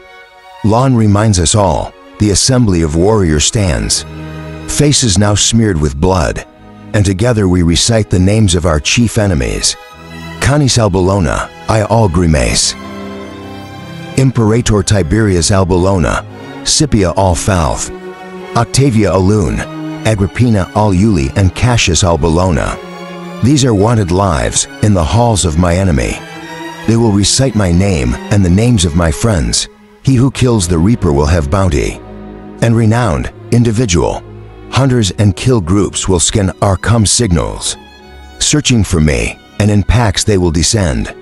Some for single battle, others for the sly kill of a sniper's bullet. Some will not even participate in the battle for Mars. They are gray mercenaries, free obsidian bounty hunters, knights of Venus and Mercury, here only for my head, using their family assets. Family soldiers to help them privately stalk me and make their own glory. The jackal intercepted to communicate that 3 of the Olympic knights are here. They all will have watched me, studied my recordings, my victories, my defeats, and they will know my nature, the nature of my howlers, but I will not know them. Let them come make their introductions. I'm more interested in meeting Cassius. At least that's what I told Lorne, but he knows that's not true. A deep shame burns in me for how I yelled like a monster at his family. I beat him fairly, but I didn't have to like it as much as I did. Sometimes I wonder if he were raised a red and I are gold, if he wouldn't have ended up a better man than I am now. And I are worse man than he ever could be, for some reason. I think I could have been capable of great evil. Maybe that's the guilt. Maybe that's the fear of a life where I never knew Io. I don't know. Or maybe it's the fear of knowing how easily I fall to pride. My warriors dispersed back to their own family vessels. I watch out the viewport as 100 shuttles streak away to the great armada we've assembled, though they know we're here now. Our enemies did not expect us to come to Mars so quickly. I turn my attention to my remaining commanders. Orion will lead the packs, and Roke will lead the fleet. In conjunction with Victra, I approve of their plan. The rest of my inner circle lingers, except for Mustang. It goes ahead to the hangars. I reach up slightly to thump both the telekinesis on their shoulders. Bags would have looked brilliant this day. Sophocles is curls around Cavax's ankles. My brother always looked brilliant, Daxo says warmly, silly shouting. Trying to be like my father, but brilliant nonetheless. We'll kill Tiberius Sabellona, don't you worry. Do I look worried? Both titans nod of their giant heads. Cavax has gone into his battle quiet. He cannot speak except to mumble. So Daxo continues to speak for him. Take care of yourself, Reba. He shares a look back at the jackal. We know it's a marriage of necessity. But don't trust him, you know I don't. Do not trust him, Daxo repeats. I trust only friends, we say our goodbyes. Orion's brow is wrinkled and thawed. I ask her if anything is the matter. As she leans over the scanner display, she is assessing the enemy position in the sink. They noticed us coming to orbit an hour ago. We were vulnerable while filtering in, but they remained in defensive formation over a deer. Izad Roque agrees. They cede much of the planet without a fight. Perhaps it'd be better to orient your drop to the south. I want a Gia, I say coldly. We'll be shooting you into the thick, brother. The capital can wait, seize the other cities. And we can take it without assault by such a wild rush. If we take the capital, the other cities fall and many men die. It is war, Roque, trust me on this one. It's your war, Roque, salute. After catching a glare from Victor, he pulls me close. Very well, Primus. He kisses both my cheeks, surprising me. It's been a long road, I say carefully, and we have miles to go before we sleep. My brother, I clasp the back of his neck and bring his forehead to mine. I'm sorry, I'm so sorry. I shake my head for Quinn, for Leah, for the gala. For 1,000 slides I've laid upon you. You've been my dearest friend.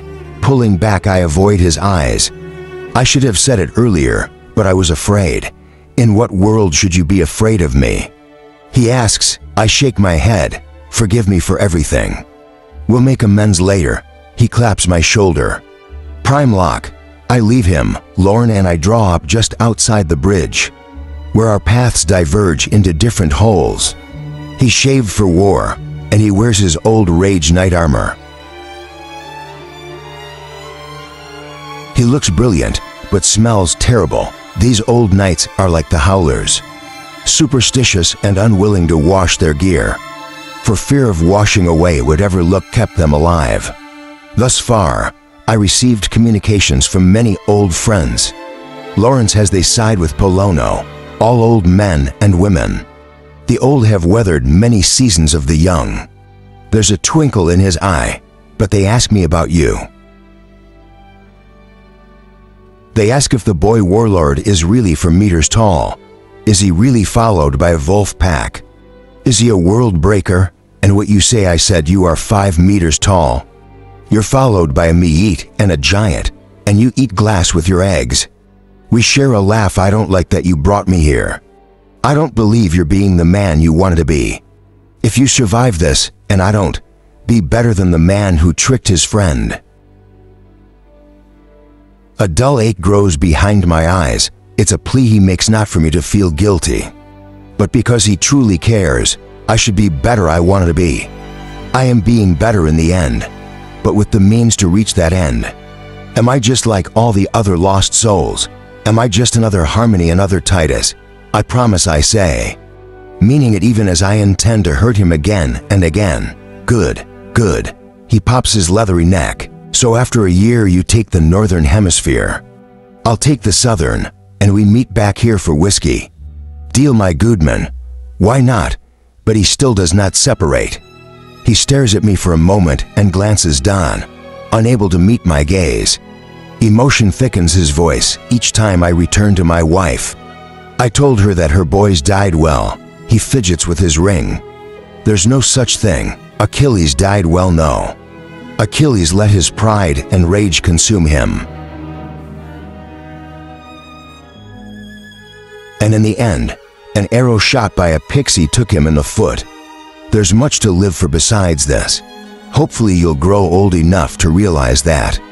Achilles was a gory damn fool, and are all fools. All the more for not realizing he wasn't Homo's hero. It was a warning. I feel like men once knew that. His fingers tap his razor. It's a cycle. Death begets death begets death. It's been my life. I don't think I should have killed the boy, your friend. Why do you say that? Because I see the way the rest of them look at you. I think they do anything for you. Because you believe in them, I move suddenly, leaning down to kiss him on his weathered cheek, the way Reds kiss fathers and uncles. Cactus wouldn't have blamed you, and neither do I. You've another grandson to raise. Maybe you can teach him the piece you couldn't teach me. So do us a favor, don't die, old man. Ha. The Grizzle's lord laughs falsely at first, then more forcefully as he turns on the heel. There we had to make a man who can kill old stone sides. His old knights, craggy men and women flank him. Not one younger than 70, but I recognize all their faces.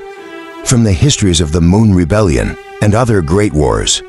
Their friends and former comrades wait for us on Mars. I leave for the hangars saying, a quick farewell to Victor. She calls me back. I feel Rogue watching us. She looks about to say something. The red sun of her black armor weeps blood.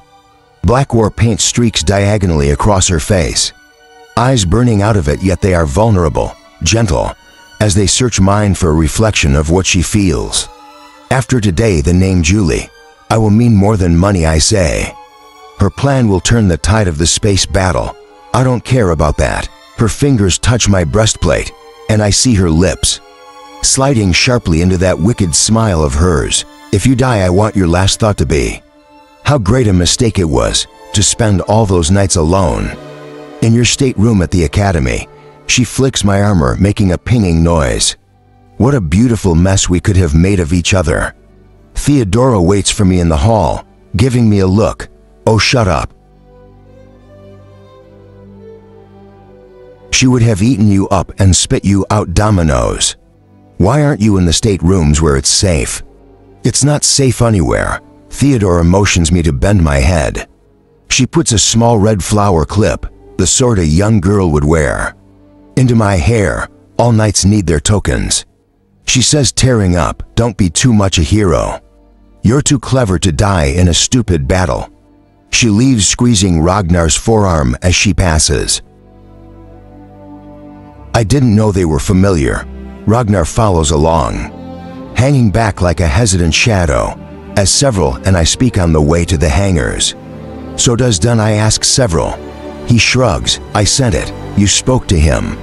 A hollow net drop cash, he says. I send a message, they get it hopefully. You mean you don't know if they got it? How should I know? I said I sent it, followed protocol. I curse quietly. He whistles that damn tune he sang, Pliny. I swatted him. We turn a corner and pass 6 dozen gray special ops troopers, heading for the tubes at a jog. 6 obsidians follow behind them, opening their palms to Ragnar and me as signs of respect. You see what they're wearing? Sling blades on their armor. Several smirks over at me. It spreads. Have you thought about what happens if your father is down there? I ask. No, he says, losing a smile. No, I haven't. Chapter 37, War. The forward hangar bay is massive, a giant cave in the belly of my ship, crawling with men and women of all colors, 600 meters in length. Along its left side are hundreds of spit tubes. Each row is accessed by a network of giant causeways, where men in star shells can walk. Thousands stand ready to disperse, grouped according to legion, the alarm for battle stations. War bills throughout the ship. Orion's voice rasps over the intercom. Beyond's the whole broke now. The youngest imperator in 100 years will be breaking armada into fleets to engage the Bellona over Mars. Squadrons of rip wings and wasps pour forth, blues flying to their deaths, gold squad leaders in their midst, all to carve a hole large enough for the leechcraft to swarm onto the enemy hulls. Some preachers hoard their soldiers to fight off enemy waves that make it aboard their ships.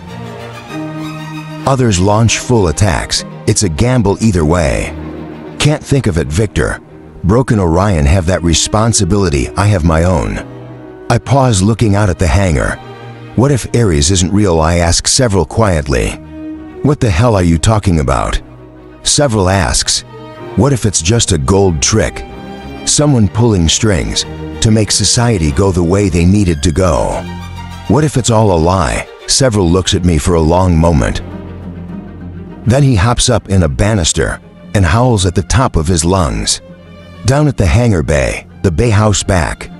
It comes from grays, it comes from obsidians. From oranges, it comes from reds working on tubes. And it comes from the golds, who requested transfer to my ship. That's no lie. And that's when I see the standards of the legions fall, replaced with something new. Gone are the pyramids of the society. Gone of the laurel and the scepter, and the sword and the scroll.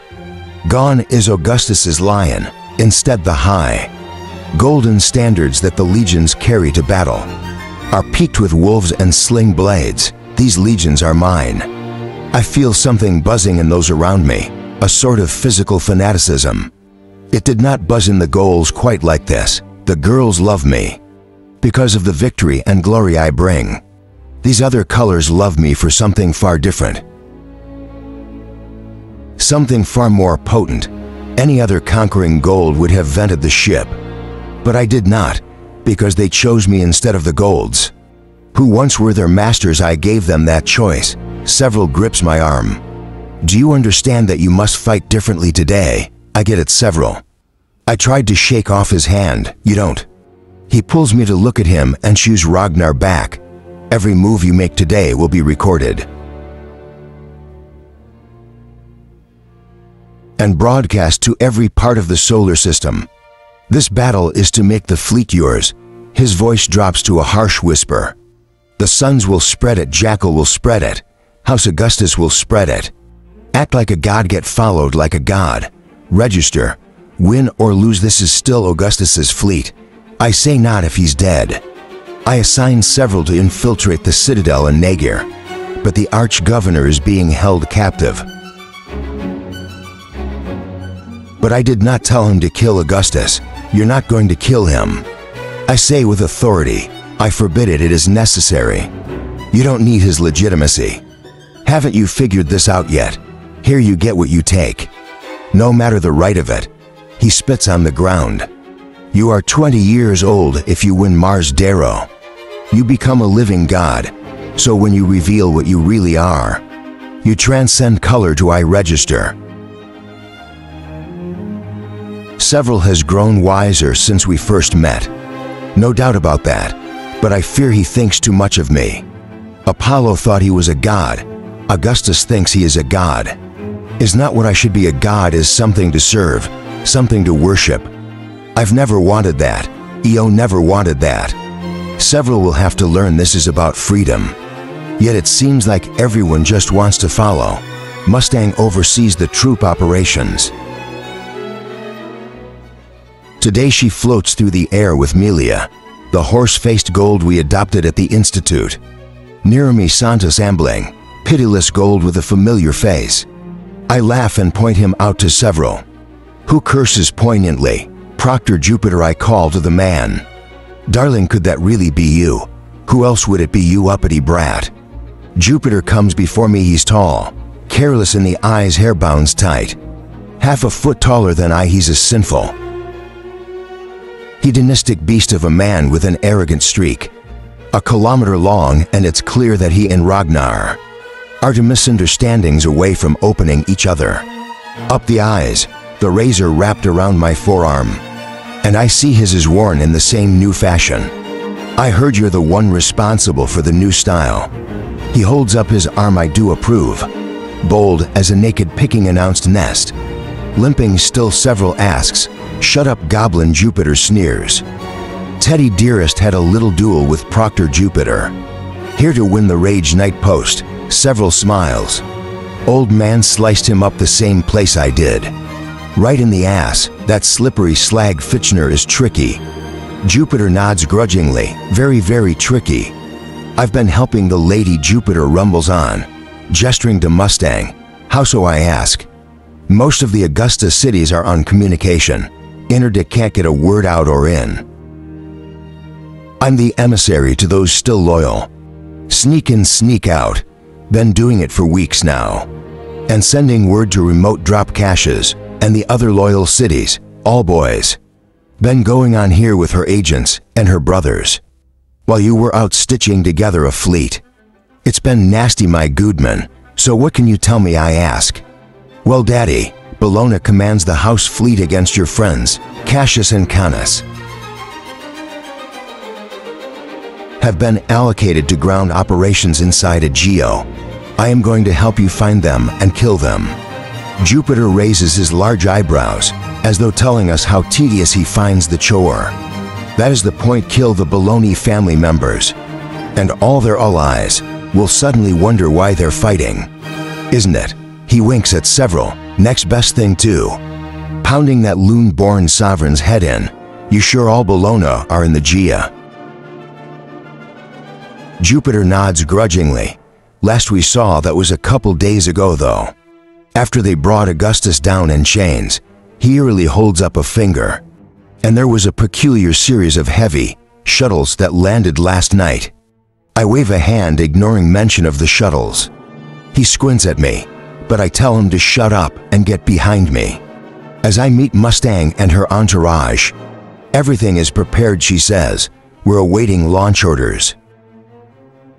She wrinkles her nose as if smelling something foul. Several do watch Jupiter. He turns to shit where he eats. Jupiter yawns. Pleasure working with you too. Amelia, lovely to see you washed. I say, Reaper. She nods and smiles, an ugly thing on her face. Still playing with sides warms the heart. You've a heart. Several chuckles. She examines his height, a full-sized one. She pauses. I saw Pollux just yesterday on the other side, however. Been sneaking in and out with Jupiter here. You've arranged us all a little reunion. I heard about Tactus, he was a bastard. True enough. I glance at my data pad. We'll be at the launch coordinates in 5. My team disperses. Mustang lingers, face thoughtful. What's what, I ask, worrying about me already? A little, she confides, coming close enough for me to smell the scent of her. But it's my father. What if they kill him before we even make land? For they won't kill him. They'll need him as a bargaining chip, or if they've lost, they'll spare him and hope we do the same for all the Bologna family members. You don't kill men as important as him. I reach for her hands to comfort her, but she pulls it away, turning from me. We have a planet to invade. I watch her go, shouting orders to her men. Chapter 38. The Iron Rain. All I see is metal. I'm one of 1,000 in the honeycomb of spit tubes. Beyond the metal tube a battle rages.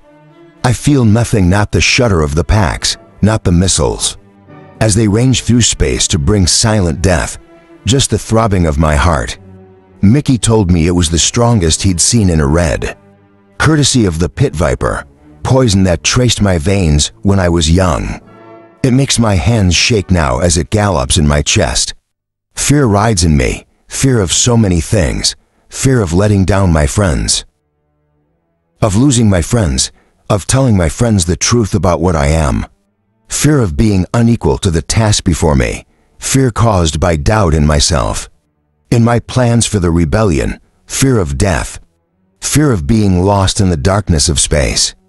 Beyond the whole, fear of failing my people, myself. But chiefly fear of hot metal. Chatter comes over the comms by functory. The plan is in motion, and I'm nothing but a cog now. The battle is too large for me to take part in. All of it. I wanted to lead the packs from her bridge, so I could watch the enemy ships fall to my fleet. But Orion and Roke are better than I am in space. I wanted to be in the Leechcraft, carrying the boarding parties through the breach. Into enemy hulls, I wanted to storm bridges, repel invaders from my own ship, bounce from destroyer to dreadnought, making them mine. But I will not capture Imperator Bologna. The Titans will do that. In the end, my enemies dictate where I go. I chase the grand prize, a prize that has been my target since after I left Luna. My true Pegasus pendant is cool against my chest. Eos hair lies within. Focus on that, on the way our hair moved. Drifting on deep mine winds. Focus there. Thinking of her, I am beset with guilt. I like this life.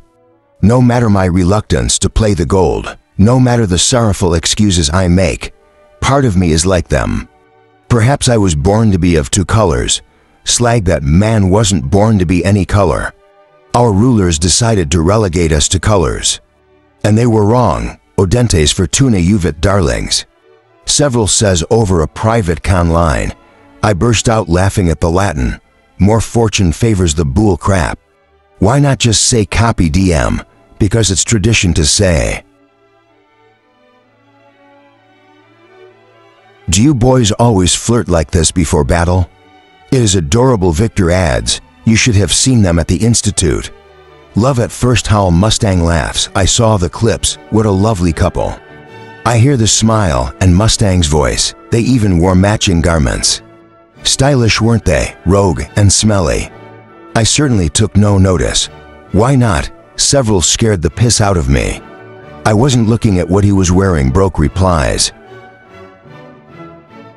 Drawing laughs, I thought he'd been bitten by a squirrel and contracted rabies somehow. Roke several calls, sweetly, several. Hello, hello. Next time I see you, I'm going to bite you. I must go. Rogue's like laughter fades. We're engaging the main enemy element. What are you going to do? Bore them to death? With a light purgy reading several again. You're a prick, like Rogue declares playfully. May the furies guide your swords, and the fates bring you home. Till then my love is with you all. The profession of love startles the goals rogues. Khan clicks off, and we can hear him on the main frequency, giving orders to attack an enemy destroyer. What a pixie, several mutters. But even a child could catch the tremor in his voice. He's afraid. Geek St. Leones, I say to my friends. Be brave, and I'll see you on the other side. Geek St. Leones, they echo, not for Augustus, but because we wish we were brave as lions. One by one we say our goodbyes, before I can stop myself. I hail Mustang's private frequency. It takes her 20 seconds to answer. What is it? Hesitation hongs her voice. Stay alive, I say, a pause. Emotion, annoyance. You too. She closes the comm link. Soon the gears begin to whir and click. As I'm loaded into the firing mechanism of the tube, I've acted this whole time like I know what's coming. Like I know what the Iron Rain is, but it looms before me like some dark slavering beast. A mystery, though I've seen its face.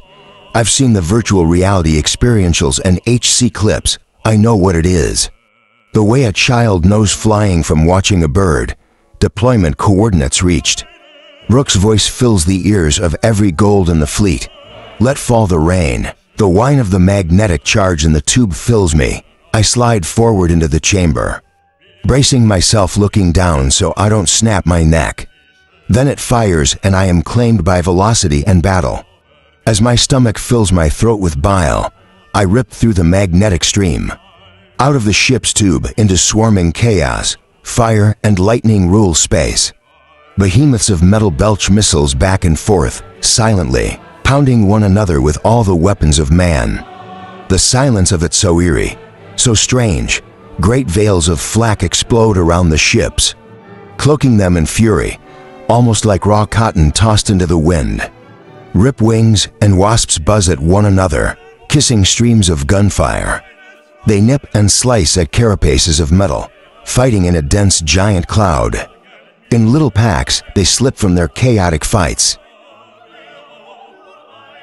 spiraling silently toward clusters of leechcraft as the destroyers and carriers launch their troop transport across space. In undulating waves, it's a game of boarding parties over. Under and through the curtains of flak, the leaders go seeking a hole to clamber onto, so they can pump their deadly cargo into the belly of crucial ships. Like flies dropping larvae into open wounds, all flown by blues raised to do only this one thing. Baloney crafted past those of Augustus, waves overlapping, breaking on one another. All in silence, missiles leap toward the leeches, racking holes with detonations. No flames safe where ships are punctured, leaking oxygen flames. Like harpooned whales of old Earth would gout blood, railgun discharges streak through space, tearing through multiple leeches and smaller fighters, at the same time rendering holes in the ranks. Ships rupture forth men and women as both sides target engines, hoping to cripple and capture instead of destroy. Amid the blue and silver enemy fleet, the massive war child shatters corvettes and torships. Like a cyclops wading through sheep, clubs swinging pendulous and slow. I hold my breath as Victor's destroyer, shielded by two others, slips towards the war child.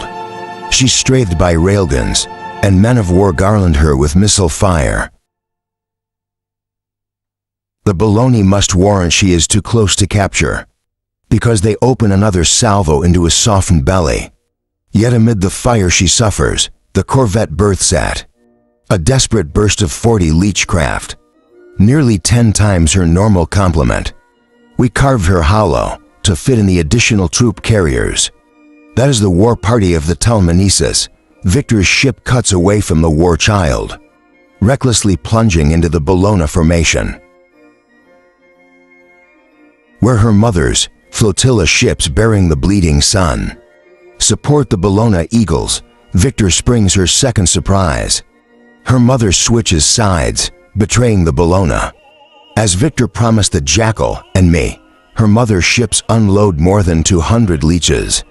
Amid the core of the Bellona fleet it is chaos.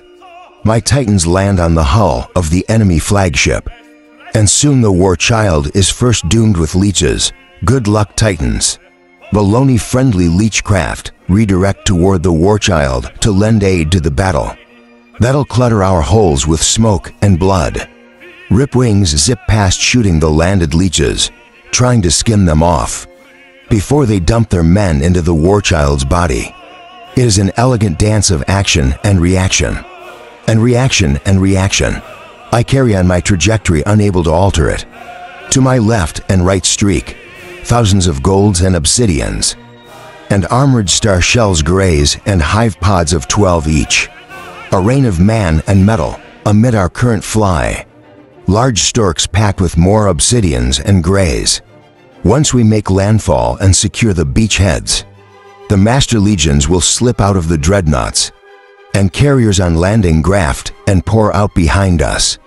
Despite what the Bellona and their allies think, they cannot stop us from landing men. The orbit around the planet is too large. That is why holding the cities is of such importance. They are island fortresses.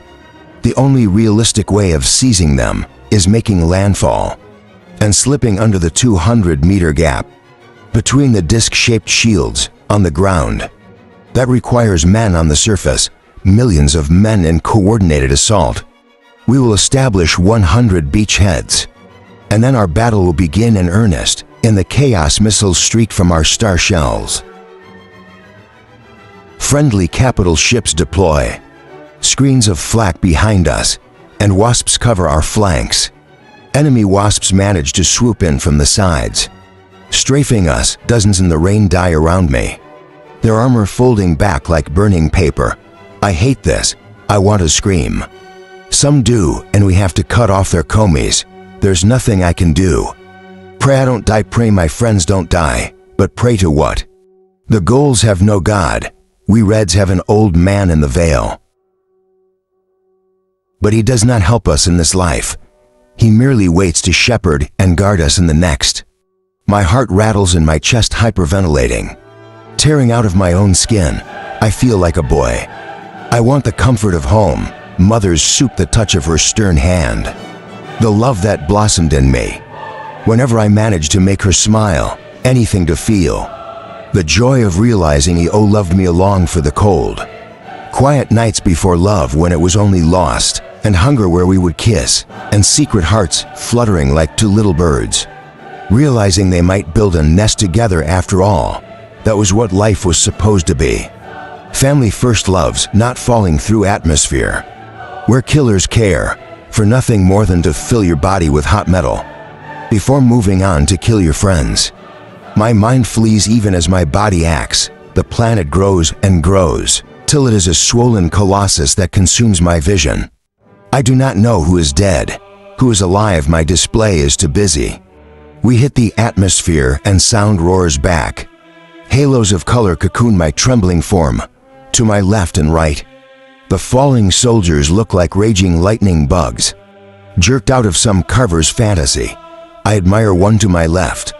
The bronze sun is behind him and he falls, silhouetting him, immortalizing him in that singular moment when I know I shall never forget, so that he looks like a Miltonian angel, falling with wrath and glory. His exoskeleton sheds its friction armor, as Lucifer might have shed the feathers of heaven, feathers of flame peeling off, fluttering behind. Then a missile slashes the sky, and high-grade explosives christen him mortal. Once again, the moment we clear the atmosphere, Surface gunfire screams up at us, carving holes through our falling swarm like a beehive. Struck, we activate our grab boots and fracture into 1,000 different squadrons, each trying to follow its own coordinates. Enemy ripwings followed us into the atmosphere, but here we're more maneuverable, and we kill the big fighters with ease. I swoop in on one from behind, with the howlers hot on my tail, and slash it with my razor. I fly off as it spirals down through the clouds. Into the ocean below, anti-aircraft fire screams up at us through the clouds, and kills the gold to my right, a howler. Though I don't know which till I look at my data pad. Daria the Harpy is dead just like that. No sacrifice to save another, no howl of rage at the end. No noble gesture, no emotion, the loyal girl, who wore belts of scalps at the Institute, who held right back. And Screwface and thrall to his strange devices is gone. A stab of panic goes through me, and I dive through the clouds. With the rest of my legion's vanguard, we streak low over the ocean, where the water ships spit up fire, several sends to missiles slithering through the air. They detonate, turning into a dozen micro-missiles, which become another dozen each. They detonates like corn kernels over fire. War is chaos. It always has been, but technology makes it worse. It changes the fear. At the Institute, I feared men. I feared what Titus and the Jackal could do to me. You see death coming there, and can at least struggle against it. Here you don't have such luxury. Modern war is fearing the air. The shadows fearing the silence. Death will come, and I won't even see it. I slam down on a snow-covered mountain. Clouds of vapor rise, as I melt a hole in the white from the heat of my red hot suit. The rest of my squad lands around me, finding safe harbor on the ground, roaring down meteor men from metal monsters. Thump, thump, thump, and the fog of war rises. Landfall, I smile. Several falls to a knee. Pops open his helmet and pukes into the snow. Brothers join him. Ugly Screwface gasps in sadness. Rockback grips his shoulder. Clown stands guard over them, his red painted mohawk sideways on his head. Happy doesn't exist anymore. I didn't know it would be like this. I thought I knew horror. I didn't. More man. Died in the last minute than I've ever even known. Lorne's fear of war quakes through me. This is war. Chaos. Chance. Death. Several nods to me, wiping puke from his mouth. Jupiter helps him stand strangely. Several lets him. I look for Mustang's signature on my helmet's datapad. She's alive with the main element of my force, but we've been separated. I'm with a dozen golds and 40 obsidians, specially trained in high-tech military equipment. EXOS off, I bark at the obsidians. Omega guard the perimeter. We shared our clunky Exother Malama. To reveal the more agile star shells beneath, I order helmets up. Metal demon and animal faces replace those of friends. But there's beauty in this moment. In the half seconds we're goals. And obsidians nod to one another to pass on comfort before going about their tasks. Finding solace in the cocoon of duty, in companionship like I did in the mines. I gather several to me along with the howlers. Ragnar, separated from his legion, stands in my shadow. We landed on the day side of the planet. It looks like a meteor shower, as the second wave of star shells pierces the atmosphere, leaving trails of black smoke across the fire-scarred blue sky. Hundreds of grand cannons still shoot at the swarm that spreads from horizon to horizon. But slowly those guns' dreams thin, as the guns are targeted from space, or eliminated by squads like us on the ground. My squad is 300 kilometers from where we need to be. How did that happen? I call Mustang over the Comies. She's 50 kilometers closer to the designated drop zone. On some other mountain her force is near of 400 men. Looks like we're the idiots, several says. We go down the mountainside. We do not fly, instead we skip. In the academy, they taught us to think of it like skipping a rock. Over the surface of the water, we could fly in our graph boots. But flying makes you a target to missiles, and anti-aircraft, not to mention enemy hunting parties. So we jump 50 meters into the air, then use our grab boots to jerk us back toward the ground. Missile fire comes from a nearby peak. Several and his squad deal with it, skipping over 1,000-meter ravines, skimming up the side of a steep rock facade. As Ragnar and I press forward, a dull thump echoes over the mountain range as they rid us of the missile turret. The howlers link up with us at the end of the mountain range. We perch on the side of a cliff where low clouds gather. To the left, about 20 kilometers off, rise the towers of distant, whitewashed Thessalonica, perched on the craggy coastline of the Clerothermic Sea. Cactus us home. I feel a pang of sadness. We press north. I watch the towers fade, till they're nothing but glinting metal. Against the coast of that weirdly calm water, explosions rumble in the distance. I feel the weight of a hand fall on my armored shoulder. Just like after we took Olympus, several greens looking down from a new mountain's peak at the lands that lies open before us. Except everyone has grave boots here. I check our coordinates in my helmet's HUD. The invasion continues above us. Enemy gunships, rarer now, fleet across the sky. One targets us. It roars through a cloud and chews up the ground with chain guns. We take cover in a ravine. Snow kicks up around us, then a missile slithers at and collapses the rock onto my legs, in the explosion pinning me down. Prevalent clowns stand over my body, shielding me. Ragnar, I shout, "Kill it!"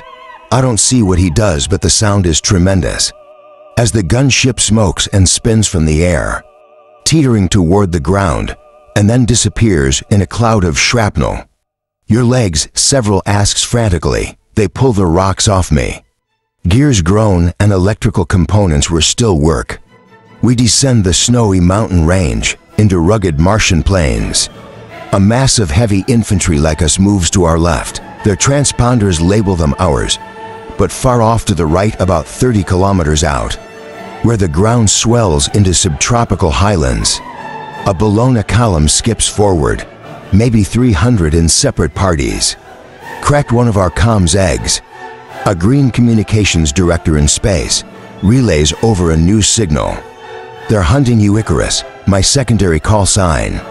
Here's when we learn who is winning the heavens, I say. Several directs a tracking laser on the enemy squad, just as they set one on us. There's bobs on the ground in front of us, like a frantic fly. We scatter several and I flying away together. And then a rain of fire descends on our enemy from the trajectories. At the same moment, several IDS are drone deploying custom missiles at us. He tags it, and a railgun from nearby Thessalonica fires a projectile that leaves a streak of blue fire across the horizon. The drone disappears in a blossom of red. This is the multi-madness of high-tech war. We make our way to Mustang's coordinates, sensors and eyes, peeled for the death that hides in the mountains. It secretes itself in woods of towering god trees. And in the waters of infant seas, a great lake stretches far to our left, while a dormant volcano, so gradual in its incline that it seems little more than a snow-capped hill, broods to our right. I saw higher along the spine of the mountain range, which reversed to gain advantage over the surroundings. Periodic topographical data flickers onto my datapad.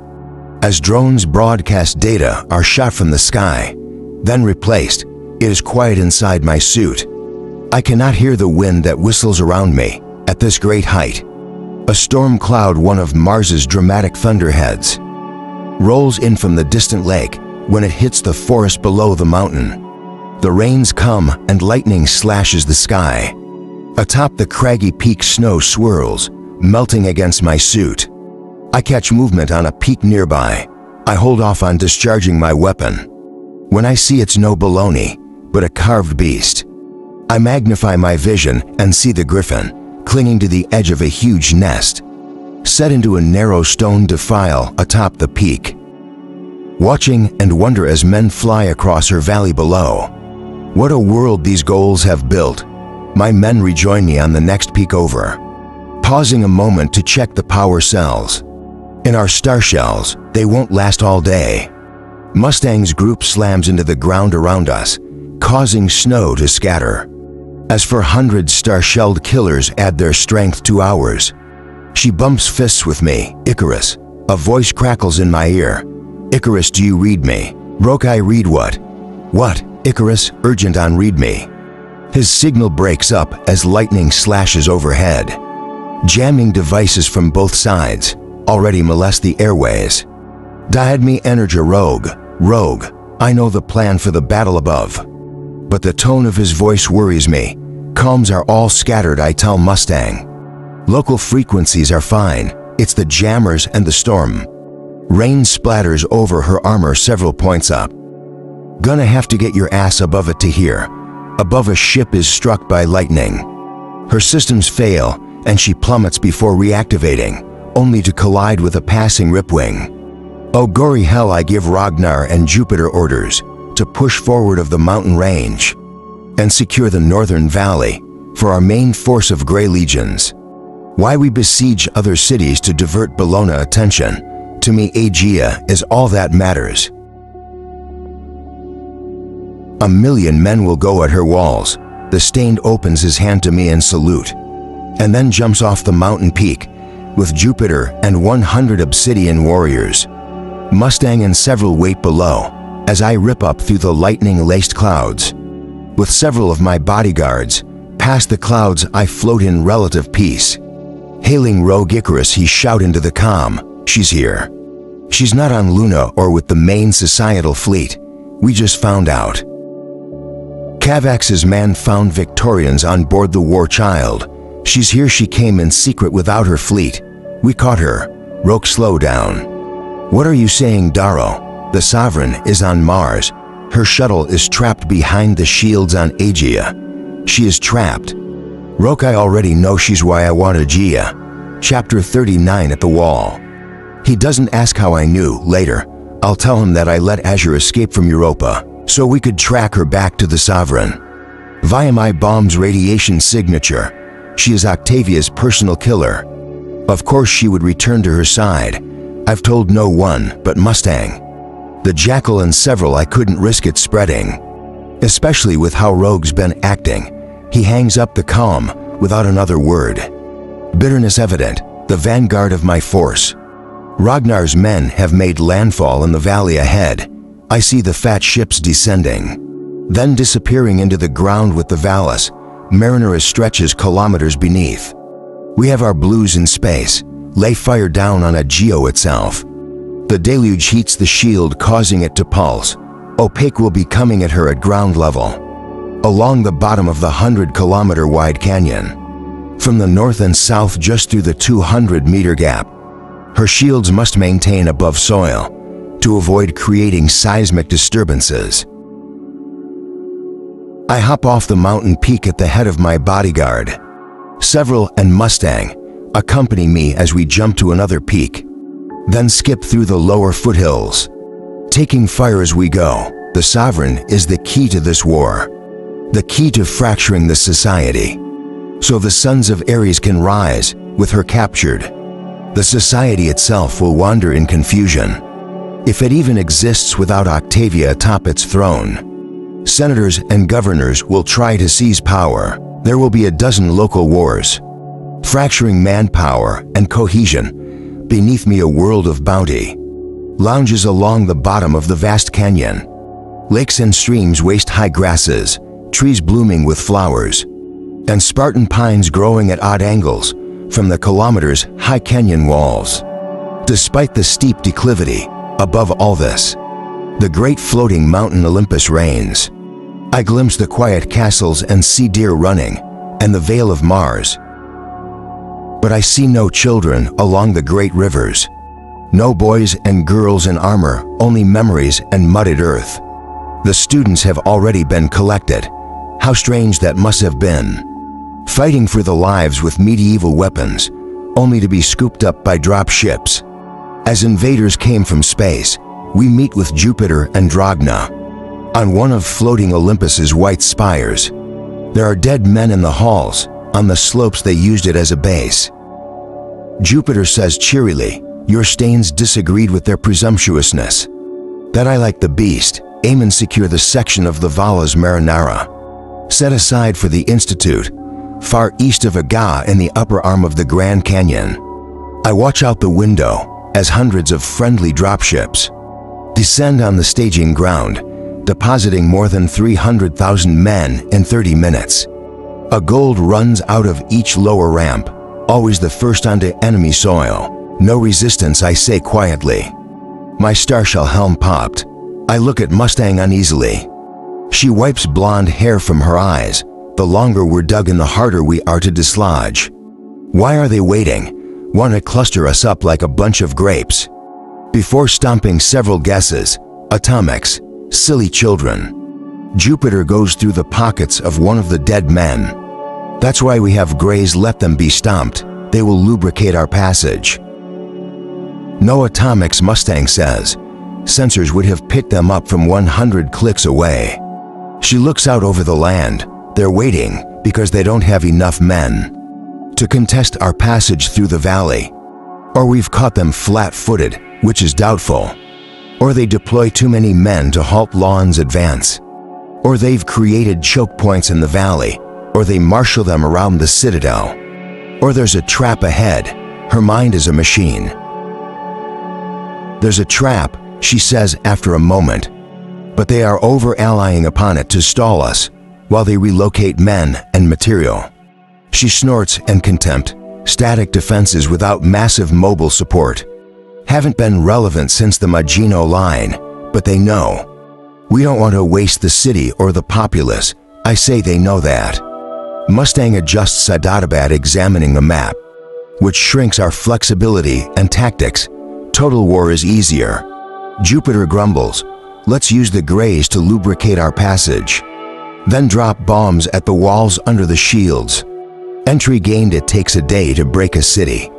Then 50 years to rebuild. Mustang snaps. You want to sign up to oversee the reconstruction? Do I look like a builder? Jupiter asks. The passage to Aegea is 80 kilometers wide on average. 7-kilometer high walls on either side, or farming and agriculture for the city. Malona likely littered the place with mines. If they had time, we didn't exactly tell them we were coming. Did they have time? Mustang motions made to the side. I walk with her away from the rest of my command staff, who roll their eyes at one another. The eerie palace halls should remind me of past victory, but all I feel is steep melancholy, being here. So many memories, so many lost friends. I think when I see Grey's landing near Minerva Castle, where Pox and I once dueled. It's 80 kilometers to the walls from here. She says we could make the dash as planned. Just because they didn't contest our landing doesn't mean there's something nefarious afoot. She sees the hesitation in my eyes. We are here for my father, just as much as we're here for the sovereign. We have to move with pace. You're afraid Lorne is going to kill him if he breaks through the southern city wars first. I guess, aren't you? You know their history. I do. And do you trust Lorne not to finish an old grudge? Lorne isn't a murderer. No, he hurts men who deserve it, like Cactus. My father deserves it as much as any man, so he must hurry. And you must tell the rest of them about the sovereign. Rogue found out Victorians on the War Child. We walk back and I address my small council. You know we come here for Augustus. But there's a second reason we press on, Aegea. The sovereign is here. No shit, Clan mutters right back. Scratches his head. Gory hell in the citadel. Pebble asks excitedly, nudging Anxious Weed with her knee.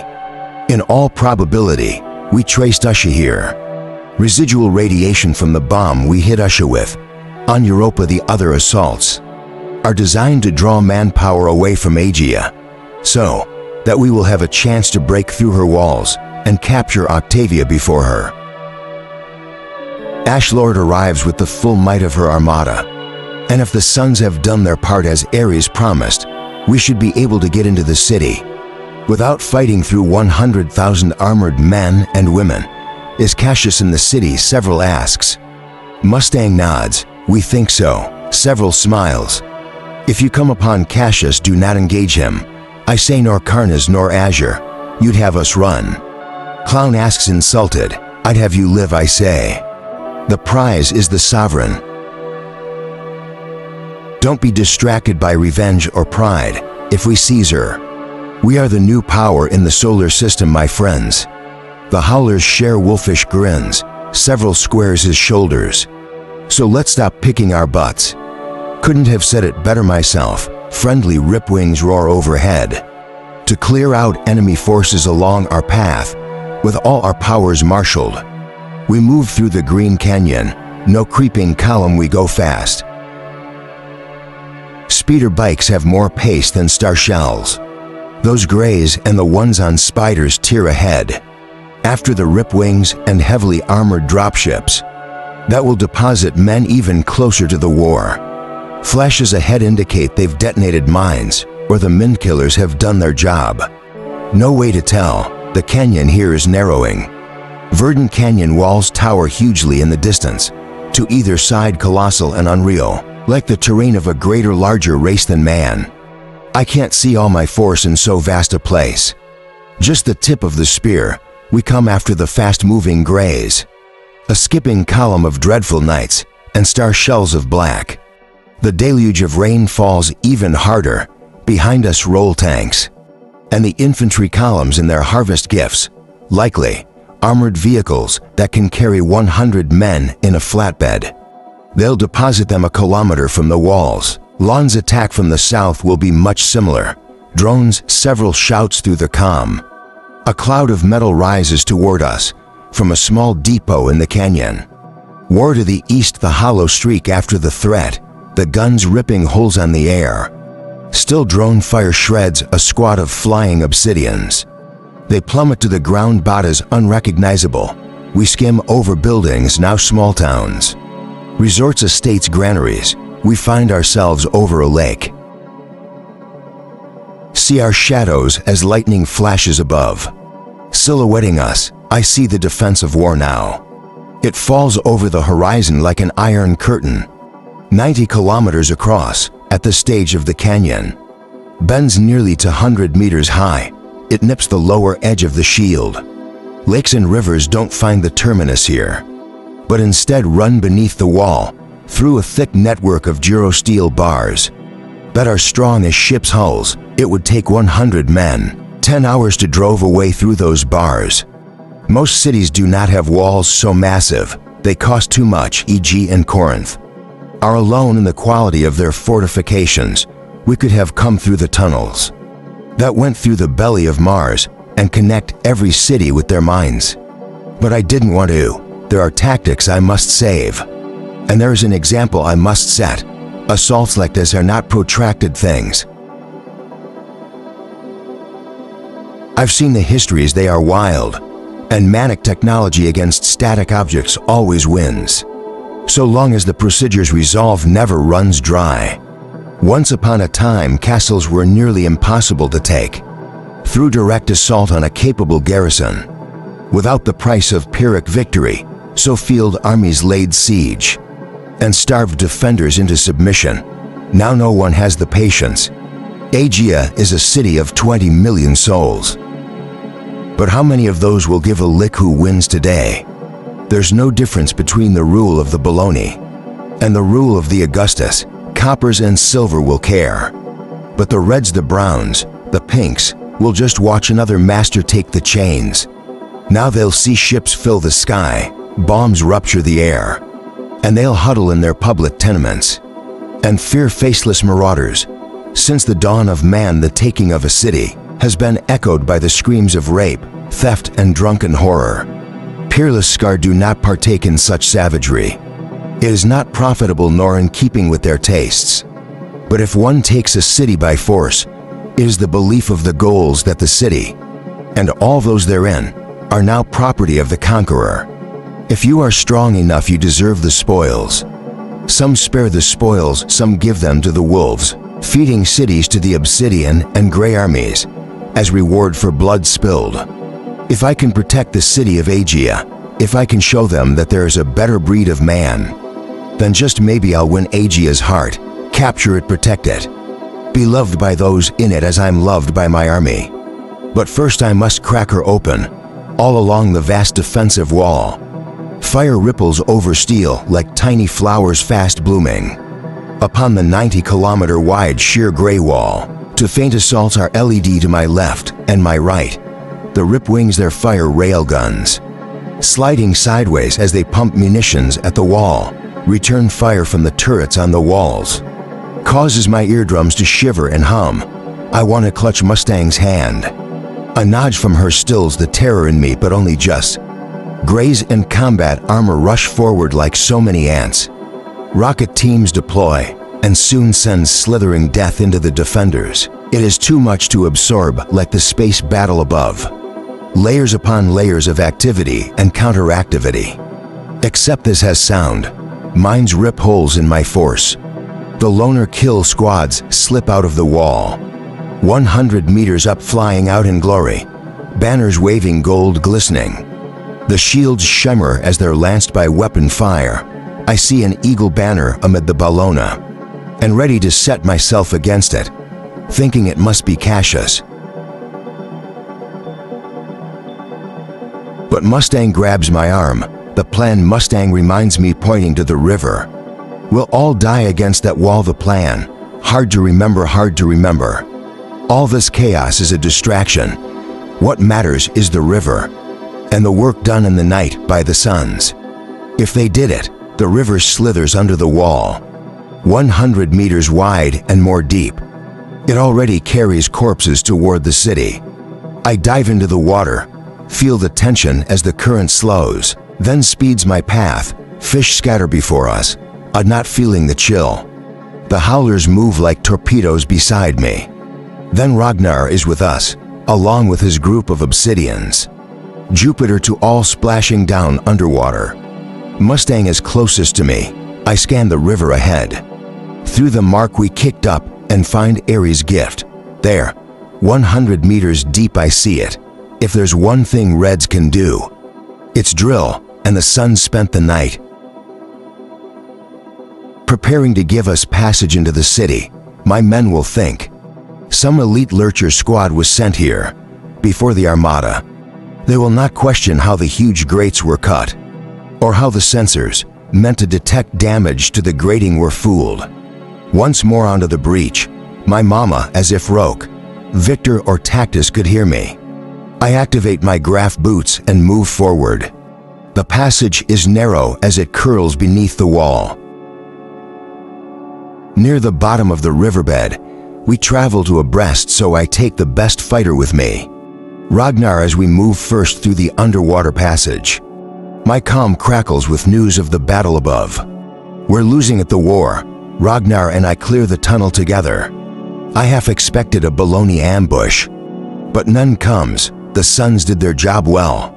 We wait on the opposite side of the wall, still submerged. 100 meters down at the bottom of the riverbed. The rest of my cartrade join Ragnar and me. Mustang several, and the remaining Hylers, 50 more goals.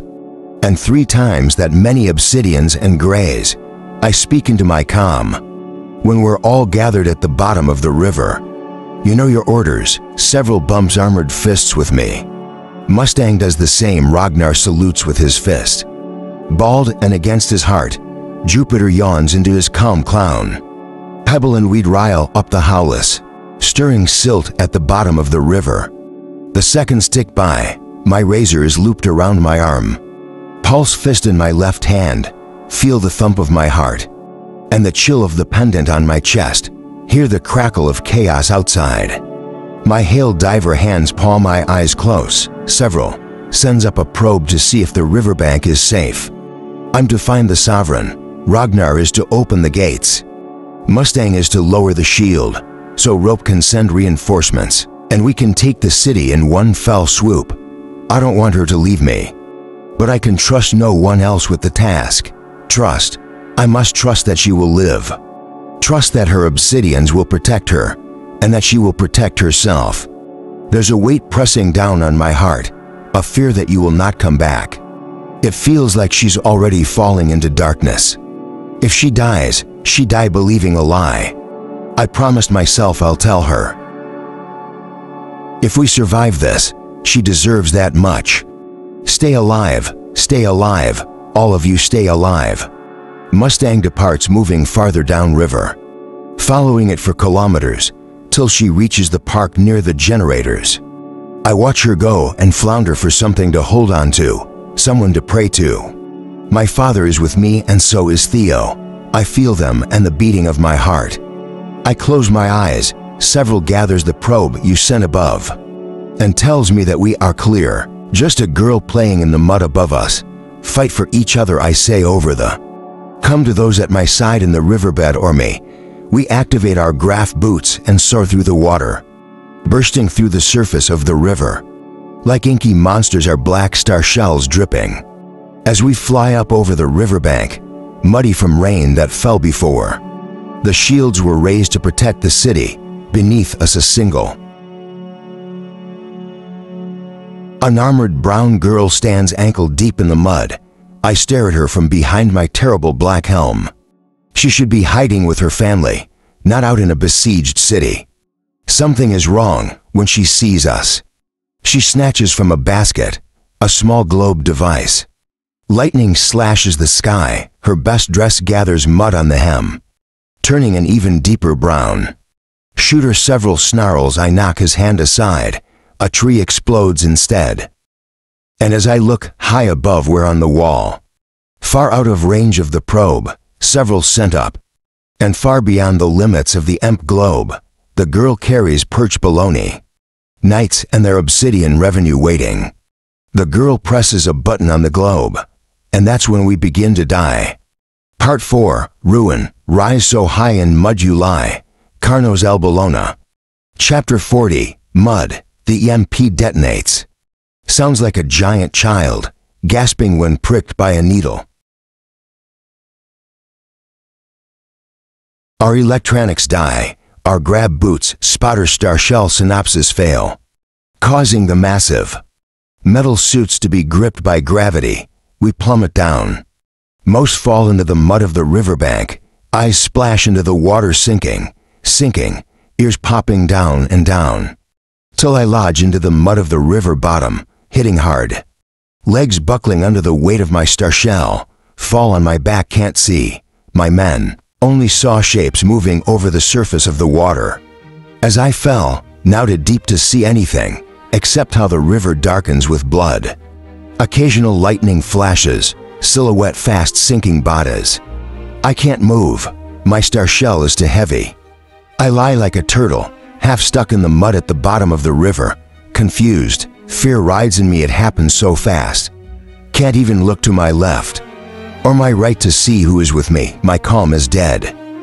If it weren't, I'd probably hear screams, curses. The star shell brought me from space to land. A life raft, a personal castle in the middle of a war. Now it's my coffin, heart thudding on to scream. Hyperventilating terror traps itself on my chest, tensing me, making me swallow the air, eating it as though it'll give me power to move. Slow down, think. Tabatas sink near me, heavy under armor. They fall fast to join the others in the bottom. No grace and death, spilling blood as they go. When the killers finish, with those stuck in the mud of the riverbank, they'll come for us down here. But they don't need to. Die slow, my breathing. Limited oxygen left in the suit, recycler offline. Cassius knew my plan. It had to have been him, or was I betrayed? I told no one, but the sons and several in Mustang. None of them could have ratted. He just knew, that bloody bastard. If I could surrender, I would. I'd save the lives of those with me, but I don't have a come. I jack my body around, trying to push myself off my back, but I'm lodged in the mud, and my suit is more than 1 ton of metal. I can't shed the weight, can't get the star shell off.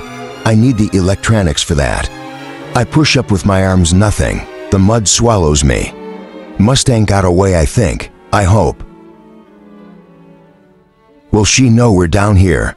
I look for several for Rania. My howler's dark shapes around me. I'm dizzy. Slow, the bloody damn breathing slow. Think. They won't even bother coming to kill me. I'll die at the bottom of the river, staring up at the surface as one by one. My friends fall down to join me, so alone several Ragnar pebble. We'd clown, the dead dying, watching the same thing as me. Or maybe they're on the bank. As the baloney walk among the paralyzed suits of armor. Killing at will, I want to cry at my impotence. Stop, do something, move. Rise so high in mud you lie, it echoes in my memory. This is the third time they've left me in the muck. And admire to die, I grit my teeth till I feel enamel crumble off.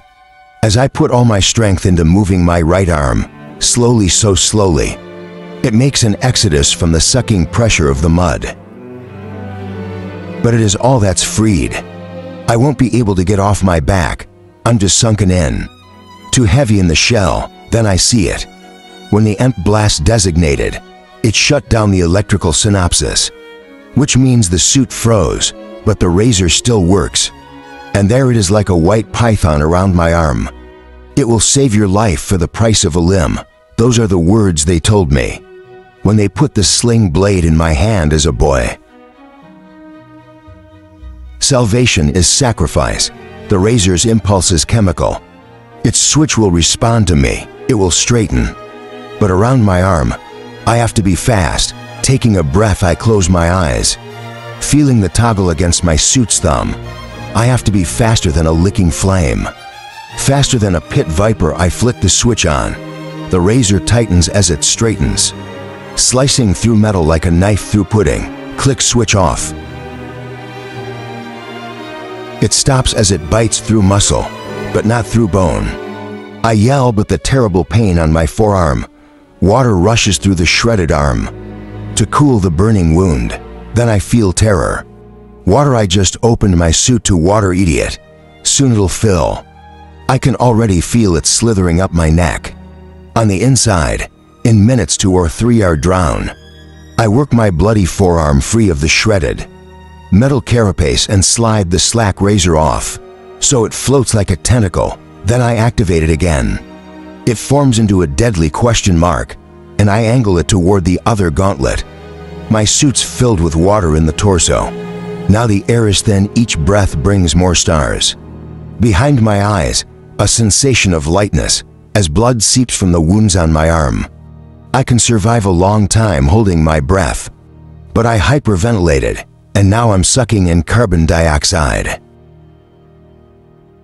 But then my other hand is free of the suit gauntlet, bare and pale in the weird, dark light. Gentle clouds of blood plume from it. If I were not made a hell diver, I would die in this riverbed as it is. I skin off my star shell and the armor beneath. It is my dexterity that saves me. I cannot move my head because of the weight of the helmet, cannot see where I cut my skin, and the pain it registers serve as my eyes. Inch by inch I remove myself from the star shell. Inch by inch I drag the deadly blade across my body, shedding my blood and the shell into the water. Parting the exoskeleton, I'm like a locust slipping from its dead husk. Very delicately I remove the helmet, cutting it off at the neck. I hold my breath and just nick my throat, a scratch so close to the jugular. My legs are the last part of me I free. I sit up,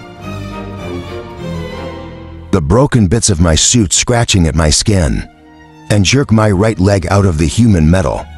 I'm alive and wounded in the cold, dark river, helmet off, holding my breath as spots bloom across my vision. Now I'm able to see the sunken field of men around me. At the bottom of the river bed, I swim over to the largest one and see Ragnarok. Closed eyes behind the star shell's faceplate. Tears trickle from them. His lungs are large. But there can't be much oxygen left in that suit. He can move better than I could because of his great strength. But no armored man could swim in this water. I did not think he could cry, yet now he weeps silently. Not great dramatic tears, these are different, calm, and when he opens his eyes, I see something else in him. Some dormant part of his soul ignites. He was dead, had given into his fate, yet here I float in shredded black tactical cloth. bloody, looking positively deranged, but free of my shell. I am his dark hope. I start cutting, even though my own lungs are screaming I need him. I can't search for several, there's no time. And I cannot surface just to be killed on sight. I operate on him like a proper carver, till he wrenches himself free of his exoskeleton. Others have seen what we're doing, but we cannot help them yet. They must hold on. Ragnar and I kick our way through the rough current. Toward the surface, long starving, Ragnar's pale tattooed body moves through the water with a grace I can't match. I didn't realize obsidians were such swimmers. Makes sense for one born near the ice flows. We're near the surface when my mind loses to my body. 10 feet from the surface, I inhale water. Darkness. Feel mud between my fingers. Something moves through my chest. Water I vomited, hack it out through a rough hand. Clutched close to my mouth, quieting me. I keep puking through the fingers. Then feel an explosion of pleasure as I gasped finally. For air, beautiful air, and still covering my mouth. And for a moment there is nothing, just the pure orgasm of life into my lungs. The full rush of oxygen on empty, aching organs. And suddenly the sound of distant warfare swells. And the groans of men were in the field of corpses. The wall towers high overhead. The river runs fast at our feet. It's been minutes since the EMP, but it seems the day has passed and left us behind. Ragnar dragged me into the mud, between two dead obsidians. To Bologna Gold's 6 obsidians, and 6 grays walk along the dark riverbank. Finishing those who lie helpless, we're lucky the rest have quit the slaughter. To return to the fight at the war, Cassius will have led them away. That means he didn't know it was me here, but he was well aware of the hole made by the suns. At least for me, he would have stayed. Lucky I didn't carry the banner clown, and we'd made for me. Double lucky I didn't let them wear their Volf cloaks. This mud is a graveyard. My soldiers are half buried. Some try to rise in the heavy dead armor, only to slip back into the mud. But be kicked down by the golds, and mercilessly butchered, most like quiet. A field of armored beetles leaking red.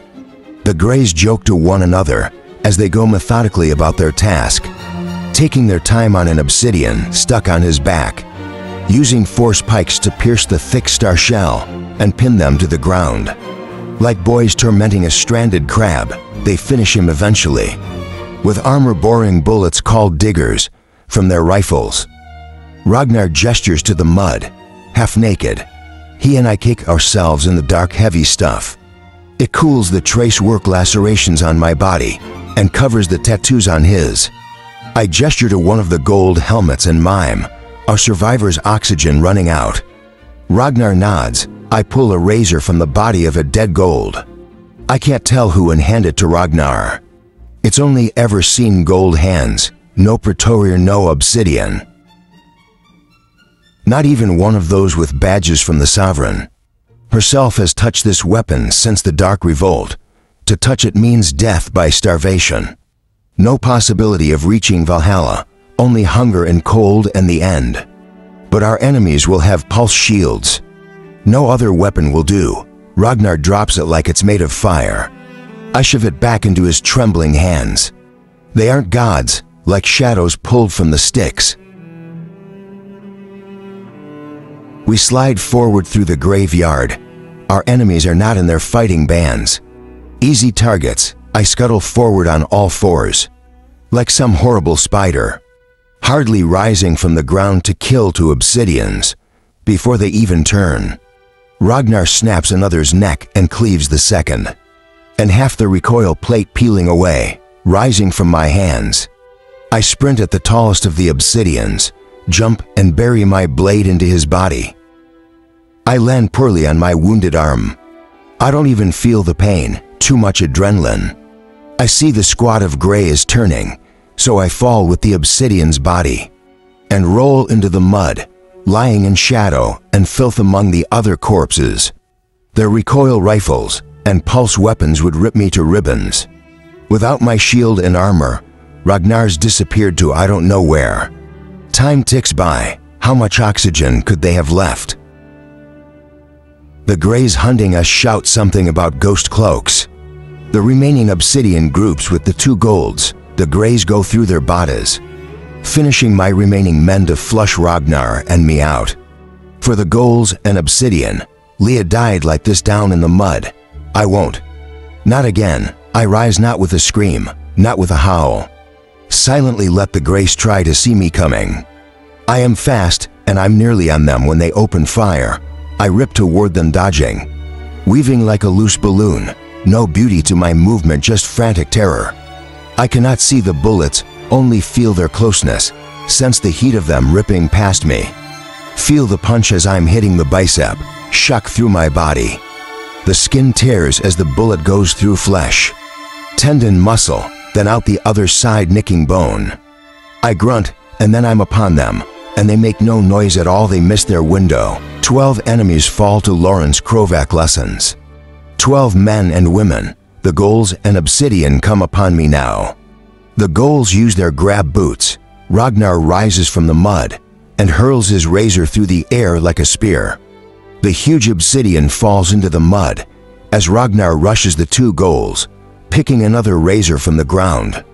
I marvel at his power. He grabs one of the golds by the foot. As they pass in the air, the pulse shield electrocutes him, sending pain lancing through his body, but he just roars, holding on with a scream coming not from his throat, but his soul. He slams the gold down to the grounds. Like he's chopping wood, he somehow manages to rip the boot off.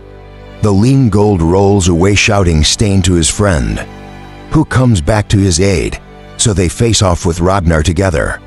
I run to Ragnar's aid. Reaper, one of the girls, lets his helmet retract into his armor, revealing the haughty face of a peerless man. Confident in his rank and his heritage, in his place his face is all joy. Then it contorts as he sees Ragnar's razor. You give the blade of your ancestors to a beast. He glares hate at Ragnar, then down at the razor, furious, confused. Have you no honor? I choose not to answer. No, you face Andromedus. The older gold rages. I am Gaius Alcarthus of Gens Cathy. We built the columns of Venus. We first sailed, the gaps between the inner and outer rims. And mine's the Helsa cluster. This isn't the Iliad Ragnar. Kill this fool, we need his grab boots. The gold spits. You send a dog to do your fighting. A man, Ragnar roars, louder than the screaming engines of a passing ship. Spittle flying, face ragged with rage, veins rising his neck, he howls, rushing forward before I can even raise my blade. He picks up the corpse of the fallen obsidian and uses it to deflect their razors. He punches Gaius, no weapon. Just his fist, he hits him so hard in the pulse shield that the man falls backward. Then he kills the other, hacking through his defenses with mad fury, till he cuts him in half. He kicks the top of the corpse aside and batters down Gaius, who sinks into the dark mud as Ragnar thumps forward, and muscles twitching from having touched the pulse shield, holds the racer to the golden man's throat. Yield to me and live, Ragnar rumbles. Gaius spits, rising to his knees. Yields to me as a man yields to another man. Never. Gaius's lips curl sourly. He speaks his last words clear and loud, with spite and courage, all that is good and all that is wicked in these extraordinary people. I am the peerless-legged Gaius Outcardos. I am the son of humanity. So yield I do not, for a man cannot yield to a dog. Learn, become dark. Ragnar pushes the blade home. We ferry our men from the bottom of the river, fast as we can, using stolen grab boots, but not fast enough. Several is not dead, but he's close. I find him buried headfirst in the riverbank.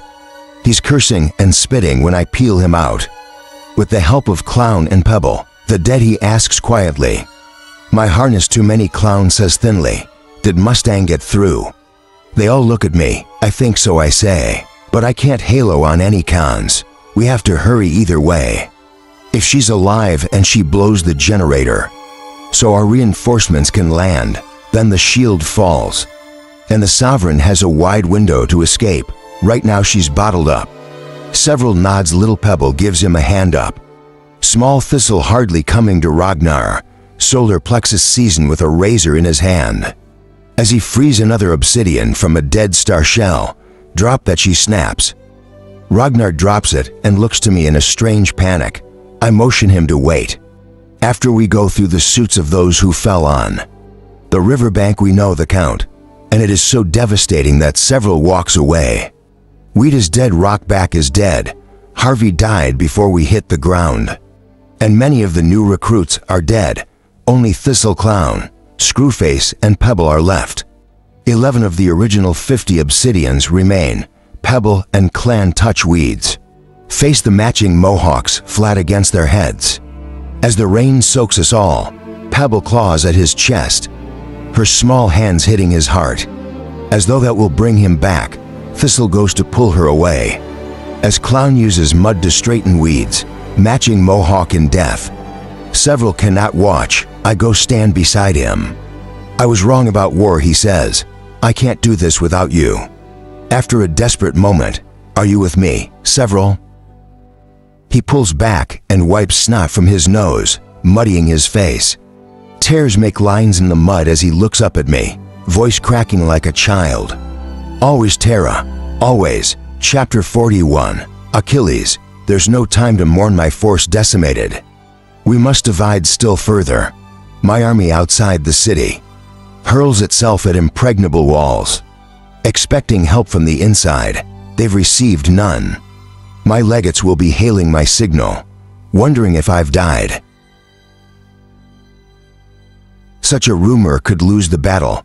I send Ragnar with the remnants of the obsidians to open one of the wall's gates for my legates, who wait for us, with thousands of greys and obsidians in reserve. I give you no goals, I tell Ranya. Do you understand what that means? I do. This can be a beginning, I say quietly. By Ben picking a discarded razor from the sucking mud, it is a man's duty to choose his own destiny. Choose yours. I extend the razor to him.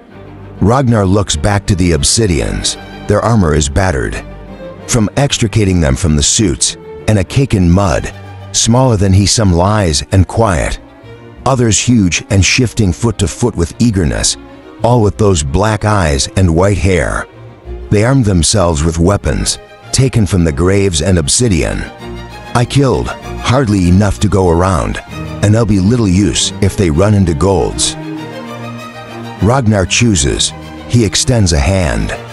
Hyolas prepare themselves behind me, Thistle still eyeing him evilly. I choose to follow you, he says, and I choose to lead them. I place the razor in his hand. Thistle gasps, what are you doing? Shut up, Several snaps. He can't do that. Thistle stomps forward and tries to rip the razor out of Ragnar's hand. He doesn't let go. Give it up, slave. Give me the blade. She pulls her own razor out. Give me the blade, or I'll cut away the hand that holds it. Then I will cut you down, Thistle. Several snooze. Several. Thistle turns back to him. Eyes wide. She looks at me, at the other hollers who stand quiet. Unsure of what just happened. Has you gone mad? It's not his right, it's ours. He doesn't deserve it. Several asks, who are you to decide that? I'm a gold. She shrieks, Clown. Pebble. Pebble remains silent. Clown tilts his head. Taro, what is this? It's my army, I say. You remember the Institute. You remember how I bleed for those who follow me, how I do not take the allegiance of slaves. Why now are you surprised by this? Because it is real. It's a slippery slope, bizarre. Clown looks at the war around us. Even here, you're right. It is. I bend and find another razor cast in the mud. I toss this one to another of the obsidians. A nasty-looking woman, half my size. She holds it like it's a snake, glancing up at me in fear. They are raised believing we are gods. To be given Thor's hammer, how would I hold it? Several walks through the corpses and finds several more. He tosses these to the obsidians. Don't cut yourselves, he says. I'm counting on you, go, I tell them. They disappear, sprinting into the swelling darkness toward the backside of the colossal war. I turn to the hollers. Is there a problem? They all shake their heads quickly except Thistle.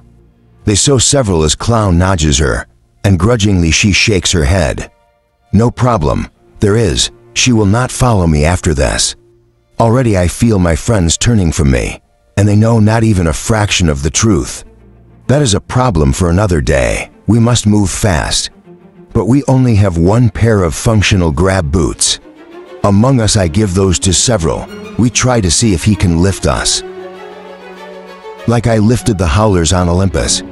But as we load onto the boots, they sputter and spark. Only able to carry his weight. Damaged somehow on the fighting and the rescue. Bloody damn, so it will be on foot and we cannot be slowed. I point to the recoil plate, of those lucky enough to have it. After the star shell amputations, armor off what Thistle spotters. Armor off except Scarab's skin, unarmored against Victorians. Thistle, House, do you want us all to die? We need to move fast. If the shield goes down before we get to the Citadel, the Sovereign will slip away if we do not capture her. She will have a chance to regroup. She will join her Ash Lord. She will summon all of the society. And they will come here with 10 times our number. To crush us will win the battle, lose the war. But if we take her, several growls coming to my side. We're talking about the Sovereign, Clown says. She have Victorian Olympic Knights and several asks. We have 6 of us. Clown shrugs sheepishly when we stare at him. I just thought someone should point it out. We have 15 kilometers to cover on foot. I say, they nod my pace.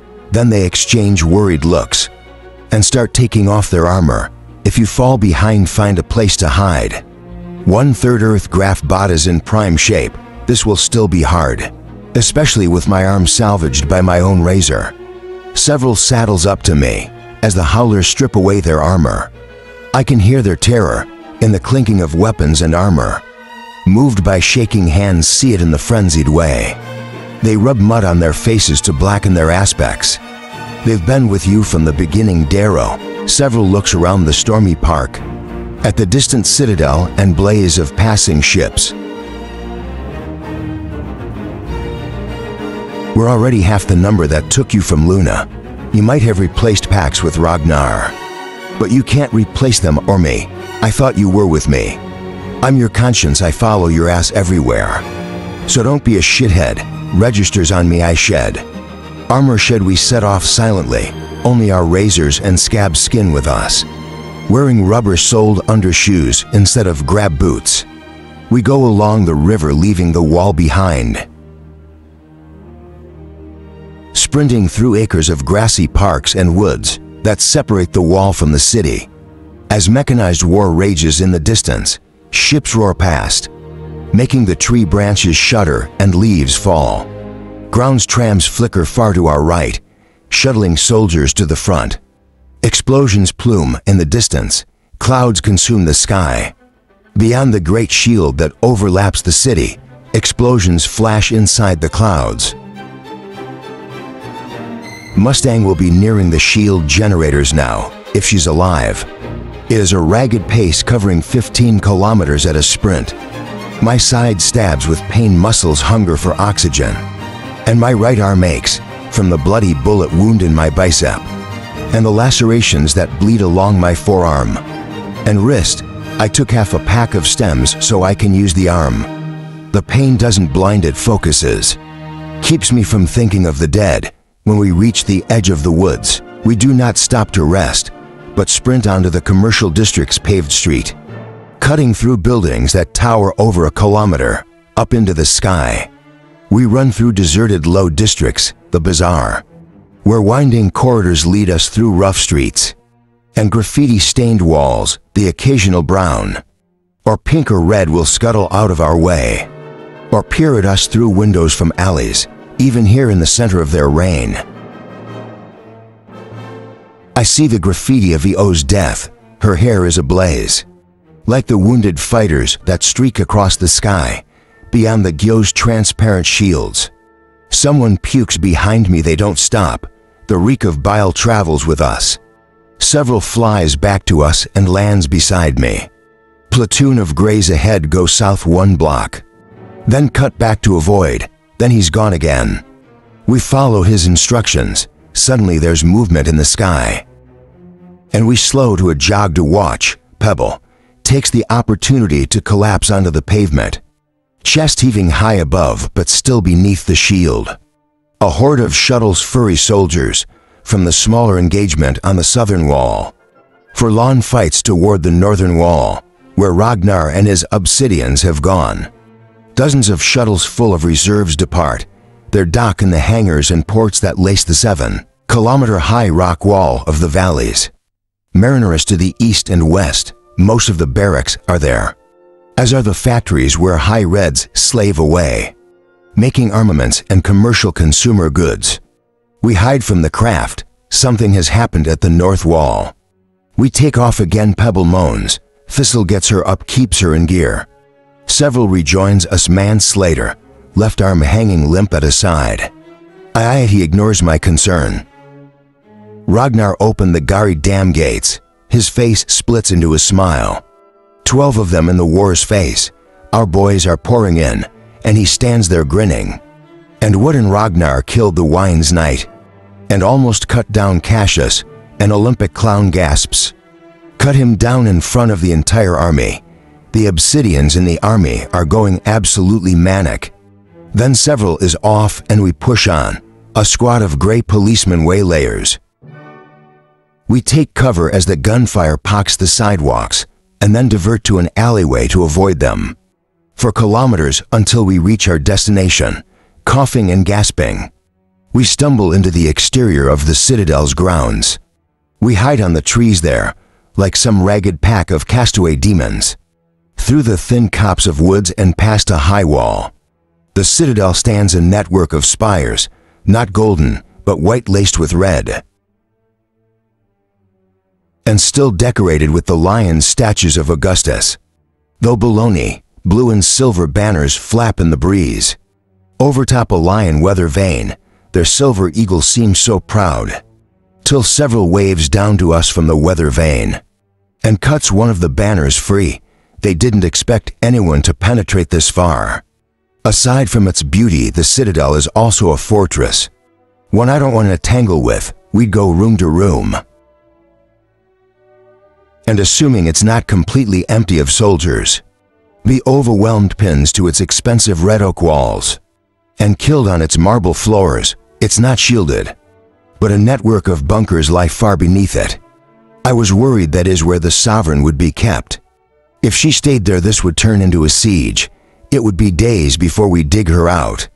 If we could at all, so I give her a path of escape. It all falls on Mustang's shoulders. The shield must go down at the proper time, flush her out. A decorative war. One that is usually be nothing more than a hop, skip and grab boots, bars us from the silent Citadel grounds. All around us is park trees, fountains, white squares, where golds and silvers would have afternoon tea. Now empty, so silent here at the eye of the storm. Several flies down to join me. Can you lift us over the wall? I ask. Things are almost out of juice. He grumbles, let's try. We hug one another and he lifts me into the air. Wincing and favoring his left arm, the boots sputter and shiver out sparks twice.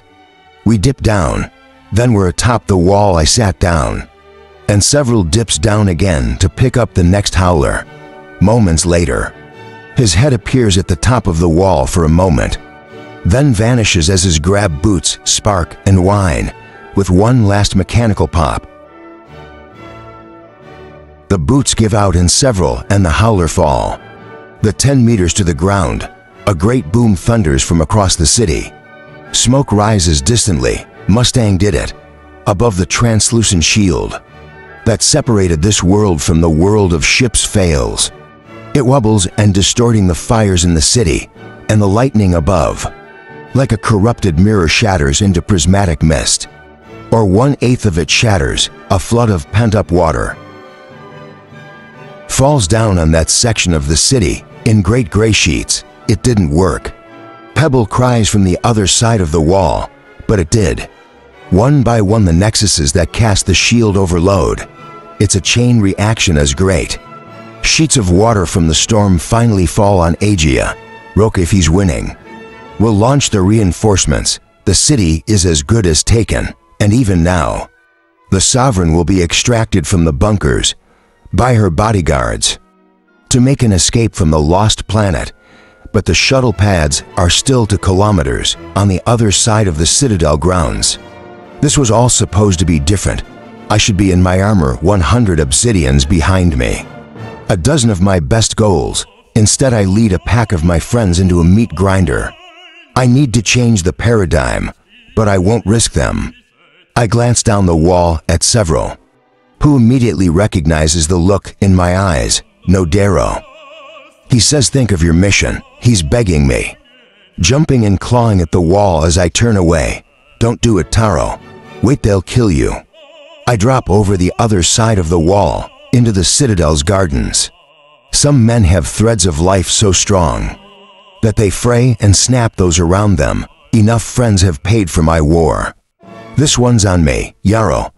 He screams horrible. Desperate, stop. I run faster than I have in all my life. The Sovereign will not escape me. I did all this to catch her. Take her, break the society, take her.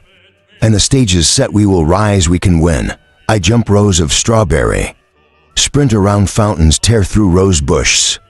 Blood leaks down my arm, I do not feel my body. I fly over the earth, sling blade in hand. They're around the corner of the Citadel. Past a garden of roses lies a courtyard of white, scored black by the engines of personal yachts. For lonely ships, sit in a landing zone that can hold 100. All the shuttles are black, with a giant gold crescent on their broad chassis. But the thickest of them, one with larger engines and reinforced hull, is the Sovereign's. The others are decoys nearly as thick, nearly as armored. In the air they are indistinguishable. I've been seen on sensors. No doubt gray lurches are coming for me. Obsidian. Bodyguards have been loosed from some hidden barracks to kill me. They'll only catch me if I stop. And even as I examine the landing pad, I do not break my stride. Oranges bustle around the black shuttles, prepping them to launch. I'm not too late. But the door from the Citadel is far closer than I to the ship. They come out in a rush. I don't see her. Just purple capes swirling in the rain and wind.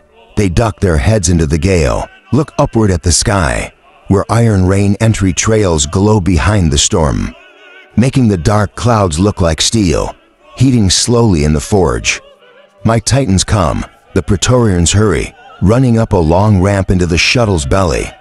With the Sovereign I catch her face as she ducks into the ship's belly. I see Aisha among her entourage and Kanus and Fitchner. That ugly traitorous son of a bitch. I run faster, legs numb, with exhaustion, lungs aching. All I am, I put into this moment my life in the mines. The hours suffering with harmony, the horrors at the Institute. All the love I've earned and lost, and still wish to live, for I let burn in me. Half the entourage waits on the pavement, left behind to watch the ship as its lights glow, and its engines prime. The decoys mimic its motions. Abelona Gold turns as I near. His eyes flash wide, and I slash him at the run as he lets out a half scream. More turn women, men, warriors, politicos, golds and silvers. I recognize from my days at Augustus's side. Their realization of my presence comes in waves. The enemy is supposed to be at the gates, not among them, so they flinch and sing me, and when they gather their wits, I'm already past their armored hands. I dodge a Gray's outstretched grip, snag a small munitions pouch from his waist. I lashed backward, hitting flesh, shouts crumbling for razors, bullets, pulse blasts snapped past my head. The shuttle's ramp retracts as it begins to rise. I scream and jump with all the might I've ever had. The hand of my injured right arm grips the ramp's edge. My eyes bug from my head with the strain and pain in my fingers. The ship continues to rise. The roar of the engines fills me, rattling my heart against my ribs. The ramp continues to close. I grunt desperately and jerk myself upward. Awkward at the odd angle, but possible in the low gravity. I roll forward into the bay and onto my knees and pant. Sling blade against the floor, the sound of the engine slips away. As the door shuts and pressurizes, all I hear is my ragged breath and the rumble of the deadly shuttle as it makes its escape. I look up. Chapter 42. Death of a Gold. 6 Praetorians in full armor watch me. Kindness is with them and Aya and stocky Fitchner, his eyes widening as he sees me. The sovereign stands in front of her Praetorians, tall but hardly coming to their shoulders. Bloody Tom, I didn't think they'd all still be in the bay. Taro Fitz now almost moans. What? Kindness laughs, looking about to see if the others notice how ridiculous. A present just fell in their laps. What? Andromedas, where did you come from? It looks like Joe himself just shit you out. I stay on my knees panting. Dripping blood and rain and sweat and mud. We can leverage him as a hostage. Fitzner says quickly as the ship rises in the sky. No, the sovereign answers. Achilles would never have been ransomed. For by being captured he loses what makes him Achilles. She regards me for a cool moment. I spit phlegm on the ground. I cut off his head. As your paces toward me, stupid boy. No friends, no army, no hope. I chuckle darkly. Who needs hope when you have a pulse grenade? I hold up the munitions I ripped off the Gray's belt. They recoil. What do you want, Andromedas? The sovereign asks slowly. To prove you are not invincible, land this ship. Octavia smiles and speaks into a calm pilot roll. The pilot does a barrel roll without grab boots. I lose my feet slamming into the ceiling, then back to the deck, dropping the grenade. My enemies stay rooted in place. Azure kicks the pulse grenade out the open hatch. It explodes far beneath. I look out into the night when my plan just disappeared. Pride Octavia smiles. I suppose it makes fools of us all. I take my time looking back to her, realizing how very stupid I was. To think I could control all the variables, and now I've slipped up. You won't escape, I say, you know I will. Why else would you risk jumping on my shuttle? She nods to one of the Olympic Knights, and a strange, high-pitched warble ripples through the air, twice before subsiding. A ghost cloak. Impossibly expensive for a whole ship. My friends won't be coming to rescue me. Octavia turns to Fitchner. Rage Knight, have you a nanocom? Me nods and produces a ring. Record Azure killing the Reaper. Fitz now blanches. Let me kill him. Kindness begs my sovereign. Let me kill him for my family, it's my right. You're right, she asks. Surprised your family has lost me. Mars, you have no rights. He'd be a better prisoner. Fitzner steps toward the sovereign. Let me talk to him, he's my student. You would have had him serve you once, Octavia. Let him recant and do so again. It will show the greatness of your power. That you can forgive even a little pissity like this. The sovereign turns slowly to look at Fitchner, examining him. And he realizes he's made a mistake. I hold. She smiles. I want Fitchner to kill him. The ugly man just gabies. It's one of the first times I've seen him speechless. Kill your student, the sovereign says, or are you not loyal? Of course I'm loyal, I've already proven it. Then prove it again. Bring me his head. There has to be another way. He set your son against you. Octavia says, and you know, I do not keep things near to me that I cannot trust. So kill him, yes, my leash. Fitzner's face pinches and concentration. There's a strange swirling of sadness in his bronze eyes. Is it so horrible seeing his prize students die? Or is it that I'm Severo's friend? Or is it worry for Severo? Severo lives, I tell him. He survived the rain. He nods his thanks and touches his razor. Then he stumbles sideways, shoved aside by Carnes. The huge baloney charges me, mouth curved and hate-huge shoulders, shelled in armor that shows the greatness of his family. He bellows my name. He feints, high curves the razor diagonally at me. Quick as a snake, I side-slip forward, inside most of the swing, and put my razor through his stomach. I let go the blade and circle around behind him. As he collapses to his knees, "Rise so high in mud you lie," I whisper, as I pull my blade out of his back by its sharp end and cut off his head. A Praetorian runs at me. I throw my razor at him. It takes him in the chest and he falls to the ground. I take my blades from his chest and stumble back. From the watching Praetorians, idiots, the sovereign mutters, "Should I keep recording this?" Fitzner scratches his head. The ship shudders again and banks hard before straightening out. My vision wavers and I stumble to my knee. Hand on the deck, steady myself. I feel the new warmth spilling down my back and stomach. I'll not kneel, not to her, not to a tyrant. I stand unsteadily. Canis missed most of me, but not all. Blood sluices from between my neck and left shoulder, where his razor found purchase. It cut through my collarbone. My body sags. What a thing. Octavia Alun's cold eyes survey the wound on my neck. Imagine this boy shaped in my house, Aya. She shakes her head and stares at me with a complete lack of understanding. She notes my other wounds, my blood, my exhaustion, my youth. Yet I did all this. Tabata's at my feet, a city stormed behind me. More taken all over Mars, my fleet shattering the Bolognas. The society ready to fracture. She doesn't understand, and she never will. But Fitchner seems to, eyes glassy, hands clenched. "You could not shape me," I mumble. "Only Reds could, only family. Only love gave me this strength, but the strength fades now." It's then that Azure rushes forward. We exchange 3 moves before she knocks my blade aside and punches me so hard in the chest with a fist that I think I'm dead. She slams me against the ceiling like a rag doll. And when she's done, she rejoins the Sovereign, and I moan and sink into the pain. "Bring me his head, Fitzner," the Sovereign commands. Fitzner looks at me helplessly and puts a hand out, nearly touching her. We should film his execution for the HC propaganda.